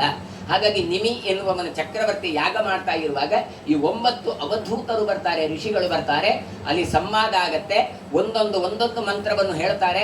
ಅಲ್ಲಿ ಒಬ್ಬನ ಹತ್ರ ಹೇಳುವಾಗ ಹೇಳ್ತಾರೆ, ನಾವು ಮಾಡಿದ ಏನು ಕರ್ಮಗಳುಂಟು ಅದೆಲ್ಲವನ್ನು ಕೃಷ್ಣಾರ್ಪಣಗೊಳಿಸಬೇಕು. ಕಾಯೇನ ವಾಚ ಮನಸ. ನೋಡಿ, ಕಾಯ ವಾಚ ಮನಸ್ಸಲ್ಲ, ಕಾಯೇನ ವಾಚ ಮನಸ, ಇದು ತೃತೀಯ ವಿಭಕ್ತಿ. ಅದರದ್ದು ವಾಚ ಮನಸ ಅಂತ ತೃತೀಯ ಉಂಟಲ್ಲ, ಅದು ನೋಡಿ ಕೂಡ ಕಾಯ ಅಂತ ಹೇಳ್ತಾರೆ. ಕಾಯ ಅಲ್ಲ, ಕಾಯೇನ ಅಂತ ಆಗ್ಬೇಕು. ಹೀಗೆ ದೈಹಿಕವಾಗಿ, ಮಾನಸಿಕವಾಗಿ, ಅಥವಾ ಮಾತಿನಿಂದ ಮಾಡಿದ ಎಲ್ಲೆಲ್ಲ ಕರ್ಮಗಳೆಲ್ಲ ಉಂಟು, ಅದು ಭಗವಂತನೇ ನಮ್ಮ ಹತ್ರ ನಿಂತು ಮಾಡಿಸಿದ್ದು. ಅದನ್ನು ಎಲ್ಲವೂ ಕೂಡ ಭಗವಂತನಿಗೆ ಸಮರ್ಪಣೆ ಅಂತ ಹೇಳಿ ಕೃಷ್ಣಾರ್ಪಣ ಮಾಡಬೇಕು ಅಂತ ಹೇಳ್ತಾನೆ. ಈ ಕೃಷ್ಣಾರ್ಪಣೆ ಹೇಳುವಾಗ ಮಾಡಿದ ಯಜ್ಞ ಯಾಗಾದಿಗಳು ಮಾತ್ರ ಅಲ್ಲ, ಮತ್ತೇನು ಕೇಳಿದ್ರೆ ಇಷ್ಟಾನ ದಾರಾನು ಸುತಾನ ಪ್ರಿಯಾನು. ನೋಡಿ, ನಮಗೆ ಇಷ್ಟವಾದದ್ದು ಯಾವುದುಂಟು ಅದೆಲ್ಲವನ್ನು ಕೃಷ್ಣಾರ್ಪಣೆ ಮಾಡಬೇಕು. ಹೆಂಡತಿ ಮಕ್ಕಳನ್ನೂ ಕೃಷ್ಣಾರ್ಪಣೆ ಮಾಡಿಸಬೇಕು. ಹಾಗಾದ್ರೆ ಏನು, ಅನುಭವಿಸುವಾಗ ಸುಖ ಆಗತ್ತೆ, ಇದೆಲ್ಲವೂ ಕೃಷ್ಣಾರ್ಪಣ ಅಂತ ಮಾಡಬೇಕು ಅಂತ. ಹೀಗೆ ಒಂದು ಉಪದೇಶಗಳು ಬರ್ತಾವೆ. ಆಮೇಲೆ ಭಗವಂತನ ಆರಾಧನೆ ಎಲ್ಲೆಲ್ಲ ಮಾಡಬೇಕು ಅಂತ ಹೇಳ್ತಾರೆ. ಅಗ್ನಿಯಲ್ಲಿ ಆರಾಧನೆ ಮಾಡಬೇಕು, ಪಂಚಭೂತಗಳಲ್ಲಿ ಮಾಡಬೇಕು, ಭೂಮಿಯಲ್ಲಿ ಆರಾಧನೆ ಮಾಡಿ. ಹೇಗೆ ನೋಡಿ, ಯಜ್ಞ ಅಂದ್ರೆ ಯಜ್ಞದ ಕಲ್ಪನೆ ಕೊಟ್ಟರು. ಅದಕ್ಕೆ ಸಂಸ್ಕಾರಗಳು ಮಾಡಬೇಕಾ ಬೇಡ ಅಂತ ನಮ್ಮಲ್ಲಿ ಗಲಾಟೆ. ಅವುಗಳಿಗೆ ಎಲ್ಲ ಪರಿವಾರ ದೇವತೆಗಳಿಗೆ ಕೊಡಬೇಕಾ ಬೇಡ, ಪ್ರಣವಯಾರ್ತಿ ಪೀಠ ಮಂತ್ರ ಈ ತಗರ ರಾಜ್ಯ ಅಂತ ಹೇಳಿದ್ರೆ ಎಲ್ಲವೂ ಮಾಡುವುದಕ್ಕೆ ಭಾಗವತ ಕೊಡ್ತದೆ. ಹೀಗೆ ಆರಾಧನೆ ಮಾಡಬೇಕು, ಹೀಗೆ ಪೀಠ ಪೂಜೆ ಮಾಡಬೇಕು, ಆವರಣ ಪೂಜೆ ಮಾಡಬೇಕು, ಎಲ್ಲವೂ ಅದೇ ಹೇಳಿದ್ದು. ಇದೆಲ್ಲವನ್ನು ಕೂಡ ಆಚಾರ್ಯ ಮಧ್ವರು ತಂತ್ರಸಾರದಲ್ಲಿ ನಮಗೆ ಸಂಗ್ರಹ ಮಾಡಿಕೊಟ್ರು. ಒಂದು ಪ್ರಾಣಾಯಾಮದ ವ್ಯವಸ್ಥೆ ನೋಡಿ, ನಾವೇನು ಮಾಡ್ತೇವೆ, ಋಗ್ವೇದಾಯ ಸ್ವಾಹ ಅಂತೇಳಿ ಆಗ್ನೇಯಾಗಿನ ವಾಯುವನ್ನು ಸೂರ್ಯಚಂದ್ರ ಇಲ್ಲಿ ಮಾಡ್ತೇವೆ. ಆಮೇಲೆ ಪ್ರಾಣಾಯಾಮ ಯೋಗ ಹೊಂಬು ಹೀಗೆ ಮಾಡ್ತೇವೆ. ಇದು ಪ್ರಾಣಾಯಾಮ ಅಲ್ಲ, ಇದು ಲೋಕನ್ಯಾಸ. ಲೋಕನ್ಯಾಸ ಬೇರೆ, ಪ್ರಾಣಾಯಾಮ ಬೇರೆ. ಪ್ರಾಣ ಅಂದ್ರೆ ಏನು? ಆಕ್ಸಿಜನ್. ಇಂಗ್ಲಿಷ್ನಲ್ಲಿ ಅದಕ್ಕೆ ಆಕ್ಸಿಜನ್ ಅಂತ ಹೆಸರು. ಆಯಾಮ ಅಂದ್ರೆ ಕಂಟ್ರೋಲ್ ಅಂತ ಅರ್ಥ. ಬ್ರೀದಿಂಗಿನ ಕಂಟ್ರೋಲ್ ಉಂಟಲ್ಲ, ಅದು ಪ್ರಾಣಾಯಾಮ. ಕುಂಭಕ, ರೇಚಕ ಇತ್ತು ಪೂರಕ. ಮತ್ತೆ ಇದು ಯಾವುದು ಕೇಳಿದ್ರೆ, ಇದು ಲೋಕನ್ಯಾಸ. 14 ಲೋಕಗಳು, ಅದರಲ್ಲಿ 7 ಲೋಕಗಳು ನಮ್ಮ ದೇಹದಲ್ಲಿದೆ. ಭೂಲೋಕ, ಭೂವರ್ಲೋಕ, ಸ್ವರ್ಲೋಕ, ಮಹರ್ಲೋಕ, ಜನರಲೋಕ, ತಪೋಲೋಕ, ಸತ್ಯಲೋಕ ಅಂತ. ಹೀಗೆ ಮಂತ್ರ ಎರಡಕ್ಕೂ ಒಂದೇ. ಹಾಗಾದ್ರೆ ಸಬೀಜ ಪ್ರಾಣಾಯಾಮದಲ್ಲಿ ಓಂ ಭೂ ಹೋಂ ಓಂ ಸ್ವ ಓಂ ಅಂತ, ಅದು ದಶತಾರ ಕೈ ಅಂತ ಆಚಾರ ಕೊಡ್ತಾರೆ. 10 ಓಂಕಾರ ಬರಬೇಕು. ಈಗ ನೋಡಿ, ಪ್ರಾಣಾಯಾಮ ಮಾಡುವಾಗ 10 ಓಂಕಾರ ಬರಬೇಕು. ಹೇಗೆ ಬರಬೇಕು? ಓಂ ಭೂ 1 ಓಂಕಾರ ಬಂತು, ಓಂ ಭುವಃ 2ನೇ ಓಂಕಾರ ಬಂತು, ಓಂ ಸ್ವಃ, ಓಂ ಮಹಃ, ಓಂ ಜನಃ, ಓಂ ತಪಃ, ಓಂ ಸತ್ಯಂ, ಓಂ ತತ್ಸಾವಿತೃವರೆಣ್ಯಂ ಭರ್ಗೋ ದೇವಸ್ಯ ಧೀಮಹಿ ಧಿಯೋ ಯೋ ನಃ ಪ್ರಚೋದಯಾತ್. ಅಲ್ಲ, ಎಷ್ಟಾದದ್ದು? 8 ಓಂ ಆಪೋ ಜ್ಯೋತಿ ರಸೋಮೃತಂ ಬ್ರಹ್ಮ ಭೂರ್ಭುವಸ್ವರೋಂ ಅಂತ ಬರಬೇಕು. ಹಾಗಾದ್ರೆ ಇಷ್ಟು 3 ಸಲ ಮಾಡಬೇಕು. ನಾವು ಹೇಗೆ ಮಾಡ್ತೇವೆ? ಓಂ ಭೂ ಓಂ ಸ್ವ ಓಂ ಮಹ ಓಂ ಜನಂ ತಪಃ ತತ್ಯಂ ತತ್ಸಾವಿತೃ ಭರ್ಗೋ ದೇವಸ್ಯ ಧಿಯೋ ನಃ ಪ್ರಚೋದಯಾತ್ ಆಪೋ ಜ್ಯೋತಿ ರಸೋಮೃತಂ ಬ್ರಹ್ಮ ಭೂರ್ಭುವಸ್ವರೋಂ ಹೇಳೋಕೆ ಕೈ ಹೀಗೆ ಬಂದಾಯ್ತು, ಸಂಕಲ್ಪ ಮಾಡಿ ಆಯ್ತು. ಅದು 3 ಸಲ ಹೇಳಬೇಕು. ಮತ್ತೆ 2 ಎಲ್ಲಿ ಇಟ್ಟುಕೊಳ್ಬೇಕು ಕೇಳಿದ್ರೆ, ಒಳಗೆ ಇಟ್ಟುಕೊಳ್ಳುವಾಗ ಓಂ ಭೂ ಓಂ ಓಂ ಸ್ವ ಓಂ ಜನಂ ತಪಃ ತತ್ಯಂ ತತ್ಸಾವಿತೃ ಭರ್ಗೋ ದೇವಸ್ಯ ಧಿಯೋ ನಃ ಪ್ರಚೋದಯಾತ್ ಆಪೋ ಜ್ಯೋತಿ ರಸೋಮೃತಂ ಬ್ರಹ್ಮ ಭೂರ್ಭುವಸ್ವರೋಂ ಆಯ್ತು. ಪುನಃ ಓಂ ಭೂ ಓಂ ಓಂ ಸ್ವ ಓಂ ಮಹ ಓಂ ಜನಂ ಅಂತ ರೇಚಕ ಮಾಡಬೇಕು. ಆಮೇಲೆ ಅಸಾಮಾದಿತ್ಯೋ ಬ್ರಹ್ಮ ಓಮಾಪೋ ಜ್ಯೋತಿ ರಸೋಮೃತಂ ಬ್ರಹ್ಮ ಭೂರ್ಭುವಸ್ವರೋಂ ಅಂತ ಮಾಡಬೇಕು. ಅದು ಯಾಕೆ ಕೇಳಿದ್ರೆ, ಮಂತ್ರ ಎರಡಕ್ಕೂ ಸಮಾನ ಅಲ್ಲ, ಹಾಗಾಗಿ ಭ್ರಾಂತಿ. ಇಷ್ಟನ್ನು ಕೂಡ ಇಷ್ಟು ಸೂಕ್ಷ್ಮ ಹೇಳ್ತಾರೆ. ಹೂವು ಹೇಳುವಾಗ ಸಾತ್ವಿಕ ಹೂಗಳು ಯಾವುದು, ರಾಜಸ ಯಾವುದು, ತಾಮಸ ಯಾವುದು. ದೇವಸ್ಥಾನಗಳದ್ದು ರಚನೆ ಹೇಳ್ತಾರೆ. ದೇವಸ್ಥಾನದಲ್ಲಿ ಏನೇನೆಲ್ಲ ಮಾಡಿದ್ರೆ ಪುಣ್ಯ ಅಂತ ಹೇಳ್ತಾರೆ. ಸರ್ವವಾದ್ಯಮ ಈ ಗಂಟೆ ಬಡಿದ್ರೆ ಸಾಕು ಪುಣ್ಯ ಅಂತ. ಅಯ್ಯೋ, ನಮ್ಮಲ್ಲಿ ಗಲಾಟೆ. ಎಲ್ಲ ಬಂದು ಫಂಕ್ಷನ್ ಉಂಟು ಅಂತ ಹೇಳುವಾಗ ಮಕ್ಕಳದ್ದು ಗಲಾಟೆ. ಎಂಟು ಗಂಟೆಗೊಳ್ತೀರಿ, ಎಂಟು ಕೋಳುಗೊಳ್ತೀರಿ ಅಂತ ಗಲಾಟೆ. ನಿತ್ಯದಲ್ಲಿ ಪೂಜೆ ಆಗುವಾಗ ಗಂಟೆ ಬಡಿ ಹೇಳಿದ್ರು ಒಬ್ಬರೂ ಇಲ್ಲ, ಎಲ್ಲಿಯೋ ಆಟ ಆಡ್ತಾ ಇರ್ತಾರೆ. ಕರಿಬೇಕು, ಓಲನಿ ಬಲ ಅಂತೇಳಿ. ಅಂದ್ರೆ ಗಂಟೆ ಬಡಿಯುವ ಮಹತ್ವವೇ ನಮಗೆ ಗೊತ್ತೇ ಇಲ್ಲ. ಸರ್ವವಾದ್ಯಮಯಿ ಘಂಟ, ಎಲ್ಲ ವಾದ್ಯ ಊದಿದಷ್ಟು ಪುಣ್ಯ ಗಂಟೆ ಬಡಿದ್ರೆ ಉಂಟು. ಅದು ಈ ಗಂಟಾಮಣಿ ಆಗ್ಬೋದು, ಈ ಗಂಟೆಯೂ ಆಗ್ಬೋದು, ಗಂಟೆಯೂ ಆಗ್ಬೋದು. ಹಾಗಾದ್ರೆ ಎಷ್ಟು ಮಹತ್ವ ಉಂಟು ಅಂತ ತೋರಿಸ್ತಾರೆ. ವಾದ್ಯ ಊದಿದ್ರೆ ಏನು ಅಂತ ಕೇಳ್ಬೋದು. ಇವತ್ತೆಲ್ಲ ಡಿಮಾಂಡ್ ಮಾಡ್ತಾರೆ, ವಾದ್ಯ ಊದ್ರೆ 70,000 ಕೊರಡು 10,000 ಕೊರಡು ಅಂತ. ಎಷ್ಟು ಪುಣ್ಯ ಉಂಟು ಅಂತ ಹೇಳ್ತಾರೆ. ಏನ್ ಹೇಳ್ತಾರೆ ಗೊತ್ತುಂಟಾ? ವಾದ್ಯಕೃತ್ ಪುರುಷಶ್ಚಾಪಿ ಸರ್ವ ವಾಜಪೇಯ ಫಲಂ ಲಭೇತ್ ಅಂತ. ವಾಜಪೇಯ ಯಾಗ ಮಾಡಿದ ಫಲ ವಾದ್ಯ ಊದಿದವನಿಗೆ ಉಂಟಂತೆ. ನೀವು ಯಾರಾದ್ರೂ ಯಾರ ಜಾತಿಯವರನ್ನೇ ಆಗಲಿ ನೆಗ್ಲೆಕ್ಟ್ ಮಾಡುವ ಹಾಗೆ ಇಲ್ಲ. ಭಾಗವತವನ್ನು ಓದಿದ್ರೆ, ಇದೇ ಪೊಳಲಿ ಕ್ಷೇತ್ರದಲ್ಲಿ ಭಾಗವತ ಇತ್ತು. ಅಲ್ಲಿ 32 ವರ್ಗದವರಿದ್ದಾರೆ, ಎಲ್ಲಾ ಜಾತಿಯವರಿದ್ದಾರೆ. ಆಯಾಯ ಜಾತಿಯವರು ಬಂದು ಆಯಾಯ ಕೆಲಸವನ್ನು ಮಾಡ್ತಾರೆ. ಅಲ್ಲಿ ಇದನ್ನೆಲ್ಲ ನಾನು ಉಲ್ಲೇಖ ಮಾಡಿದ್ದೆ. ಯಾಕೆ ಕೇಳಿದ್ರೆ, ಅಲ್ಲಿ ಹೊರಗಡೆ ಹೂ ಕಟ್ಟುವವ ನೋಡಿ, ಭಾಗವತದ ಪ್ರಭಾವ, ತಾನು ಶುದ್ಧ ಉಪವಾಸವನ್ನು ಮಾಡಲಿಕ್ಕೆ ಶುರು ಮಾಡಿದವ. ಯಾಕೆ ಕೇಳಿದ್ರೆ, ಅಣ್ಣಿರು ಫಂಟೇರು ಅಂತ ಹೇಳ್ಕೊಂಡು. ಇವತ್ತು ನಾವು ಇಷ್ಟು ಹೇಳಿದ್ರೂ ಕೂಡ ಬೆರಳೆಣಿಕೆಯಲ್ಲಿ ಇರ್ತೇವೆ. ಭಾಗವತದ ಮಹಿಮೆ ಬಹಳಷ್ಟು ಕಳಾಗಿದೆ. ಅದೇ ಪೊಳಲಿ ಒಂದು ಆದ ಘಟನೆ ಏನು ಕೇಳಿದ್ರೆ ನೋಡಿ, ಭಾಗವತ ಪ್ರವಚನಕ್ಕೆ ಏನು ರಿಸಲ್ಟ್ ಕೇಳಿದ್ರೆ ಮತ್ತೆ ಯಾವುದೂ ಅಲ್ಲ. ಒಬ್ಬ ಹೆಂಗಸಿಗೆ ಭಾಗವತ ಪೂರ ಕೇಳಿದ ನಂತರ ಒಂದು ಹೆಂಗಸು ತಾನೇನು ಮಾಡಿದ್ದು ಕೇಳಿದ್ರೆ, ತನ್ನ ಗಂಡನ ಪೋಸ್ಟ್ ಆಫೀಸಲ್ಲಿ ಜಾಬಲ್ಲಿ ಇದ್ರು. ಇವಳು ಗಂಡ ಹೆಂಡತಿ ಮಕ್ಕಳು ನಡ್ಕೊಂಡು ಹೋಗುವಾಗ ಒಂದು ಗಾಡಿ ವಾಹನ ಬಂದು ಆಕ್ಸಿಡೆಂಟ್ ಆಗಿ ತನ್ನ ಕಣ್ಣೆದರಲ್ಲಿ ಗಂಡ ಮಗ ಇಬ್ಬರು ಸತ್ತೋದು. ತಾನು ಒಬ್ಬ ಹೆಂಗಸಿದ್ದಾಳೆ. ತಾನು ಯಾಕೆ ಬದುಕಬೇಕು, ತಾನು ಸಾಯ್ಬೇಕು ಎನ್ನುವಂತ ಈ ಡಿಪ್ರೆಷನ್ ಅಲ್ಲಿ ಇದ್ಲವು. ಯಾವ ಕೆಲಸವೂ ಮಾಡ್ತಾ ಇರಲಿಲ್ಲ. ನಾನು ಹೀಗೆ ಹೇಳ್ತಾ ಹೋಗುವಾಗ ಹೇಳಿದೆ, ನಮಗೆ ನಮ್ಮ ಮಕ್ಕಳಿದ್ರೆ ಒಂದೇ ಆ ಮಗುವನ್ನು ಮಾತ್ರ ನೋಡಿ ಕೊಡುವ ಕೆಲಸ. ನಮ್ಮ ಮಗ ಇಲ್ಲ, ಇಡೀ ಊರಿನವರೇ ನಮ್ಮ ಮಕ್ಕಳು ಅಂತ ತಿಳ್ಕೊಂಡ್ರೆ ಎಷ್ಟು ಸೇವೆ ಮಾಡಬಹುದು. ಈ ದೇಹ ಎನ್ನುವಂಥದ್ದು ಕೋಟಿಗಟ್ಟಲೆ ಬಂದದ್ದು. ಹಾಗಾಗಿ 4 ಜನರಿಗೆ ಉಪಕಾರ ಮಾಡಬೇಕು ನಾವು, ಆಗ ನಮ್ಮ ಜೀವನ ಸಾರ್ಥಕ್ಯ ಆಗತ್ತೆ ಅಂತ ಹೇಳಿದ್ದೆ ಅಂತೆ. ನಮ್ಗೆ ಗೊತ್ತಿಲ್ಲ, ಅದು ಅವರೇ ಹೇಳಬೇಕು. ಮತ್ತೆ ಅವರು ಅದನ್ನು ಹಿಡ್ಕೊಂಡು, ಇಲ್ಲ ನಾನು ಸಾಯುವವರೆಗೆ 4 ಜನರಿಗೆ ಉಪಕಾರಿಯಾಗಿ ಬದುಕಬೇಕು ಅಂತ ಹೇಳಿ ಅಲ್ಲಿಂದ ಜೀವನೋತ್ಸಾಹದಿಂದ ತನ್ನ ಜೀವನವನ್ನೇ ತಾನು ಸಮಾಜ ಸೇವೆಗೆ ಅಂತ ಮುಪ್ಪಿಟ್ಟಿತ್ತು ಆ ಹೆಂಗಸು. ಇದು ಇದಕ್ಕೆ ಸಿಕ್ಕುವಂತ ರಿಸಲ್ಟ್ ಹೊರತು ಬೇರೆ ಯಾವುದಲ್ಲ. ಇವತ್ತು ನೀವು ದಕ್ಷಿಣ ಕೊಡ್ಬೋದು ತಂಬಿಗೆ, ನೀವು ಬೆಳ್ಳಿಗೆ ತಂಬಿಗೆ ಕೊಡಿ, ಹರಿವಾಣ ಕೊಡಿ, ಕವಳಿಗೆ ಸೌಟಿ, ಅದು ನನ್ನ ಕವಾಟಿಗೆ ಹೋಗ್ತದೆ ಬಿಟ್ರೆ ಮತ್ತೆಂಥದ್ದು ಅಲ್ಲ. ಯಾಕೆ ಹೇಳಿದ್ರೆ ಅನುಷ್ಠಾನಕ್ಕೆ ಒಂದು ಸಾಕು, ಅಲ್ಲಿಂದ ಇನ್ನೊಬ್ಬರಿಗೆ ಹೋಗ್ತದೆ. ನಾನು ಯಾವತ್ತು ಹೇಳೋದಂತ, ಶ್ರಾದ್ದ ಕ್ಷಣಿಸಿಯೇ ಮಾಡಬೇಕು. ನಾನು ಕ್ಷಣಿಸಿಯೇ ಮಾಡುದು. ಎಲ್ಲಿಯಾದ್ರೂ ಬೆಳ್ಳಿ ಬಂಗಾರಕ್ಕೆ ಶ್ರಾದ್ದದಲ್ಲಿ ದಕ್ಷಿಣ ಕೊಡ್ಲಿಕ್ಕೆ ಆಯ್ತು ಅಂತ ಅದಕ್ಕೆ ಯಾವಾಗಲೂ ಹೇಳುದು, ಇದು ಬಂದ ಕೂಡಲೇ ದಾನಕ್ಕೆ ಹೋಯ್ತು ಬಿಟ್ರೆ ಉಪಯೋಗಕ್ಕೆ ಬರಲಿಲ್ಲ ಅಂತ. ಹಾಗಾಗಿ ಮನುಷ್ಯನಾದವ ಈ ದೇಹವನ್ನು ಇಟ್ಟುಕೊಂಡು ಸಾಧನೆ ಮಾಡಬೇಕೇ ಹೊರತು ಕೇವಲ ಭೋಗ ಜೀವನ ಮಾಡುವುದಲ್ಲ ಎನ್ನುವಂಥದ್ದು ಭಾಗವತ ಸಂದೇಶ ಕೊಡುತ್ತೆ. ಒಂದು ದೇವಸ್ಥಾನಕ್ಕೋಸ್ಕರ ಎಷ್ಟು ಮಹತ್ವ ಅಂತ ಹೇಳ್ತಾರೆ. ಈ ದೇವಸ್ಥಾನದಲ್ಲಿ ನರ್ತಕ ಫಲಮಾಪ್ನುಯಾತ್ ಸರ್ವತೀರ್ಥಾವಗೋಹತ. ನೋಡಿ, ದೇವಸ್ಥಾನದಲ್ಲಿ ಡ್ಯಾನ್ಸ್ ಪ್ರೋಗ್ರಾಮ್ ಅದೆಲ್ಲ ಇರ್ತದೆ. ಆ ಮಾಡಿದವರಿಗೆ ಎಷ್ಟು ಕೇಳಿದ್ರೆ, ಎಲ್ಲ ತೀರ್ಥಕ್ಷೇತ್ರದಲ್ಲಿ ಹೋಗಿ ಸ್ನಾನ ಮಾಡಿದ ಪುಣ್ಯ ಅಂತೆ. ಏನು ದೊಡ್ಡ ತೀರ್ಥಕ್ಷೇತ್ರ ಹೇಳಿ. ಮೊನ್ನೆ ಕುಂಭಮೇಳಕ್ಕೆ ಎಷ್ಟು ಜನ ಹೋದದ್ದೇ ಹೋದದ್ದು. ಎಷ್ಟು ಕಷ್ಟಪಟ್ಟಿದ್ದಾರೆ, ಮೈಲುಗಟ್ಟಲೆ ನಡ್ಕೊಂಡು ಹೋಗಿದ್ದಾರೆ. ಟಿಕೆಟ್ ಇಲ್ಲ, ಫ್ಲೈಟ್ ಟಿಕೆಟ್ 6,000 7,000 ಇತ್ತು, 35,000ವರೆಗೆ ಇತ್ತು, ಆದ್ರೂ ಕೊಟ್ಟು ಹೋದ್ರು. ನೋಡಿ, ಇದು ಬೂಮ್.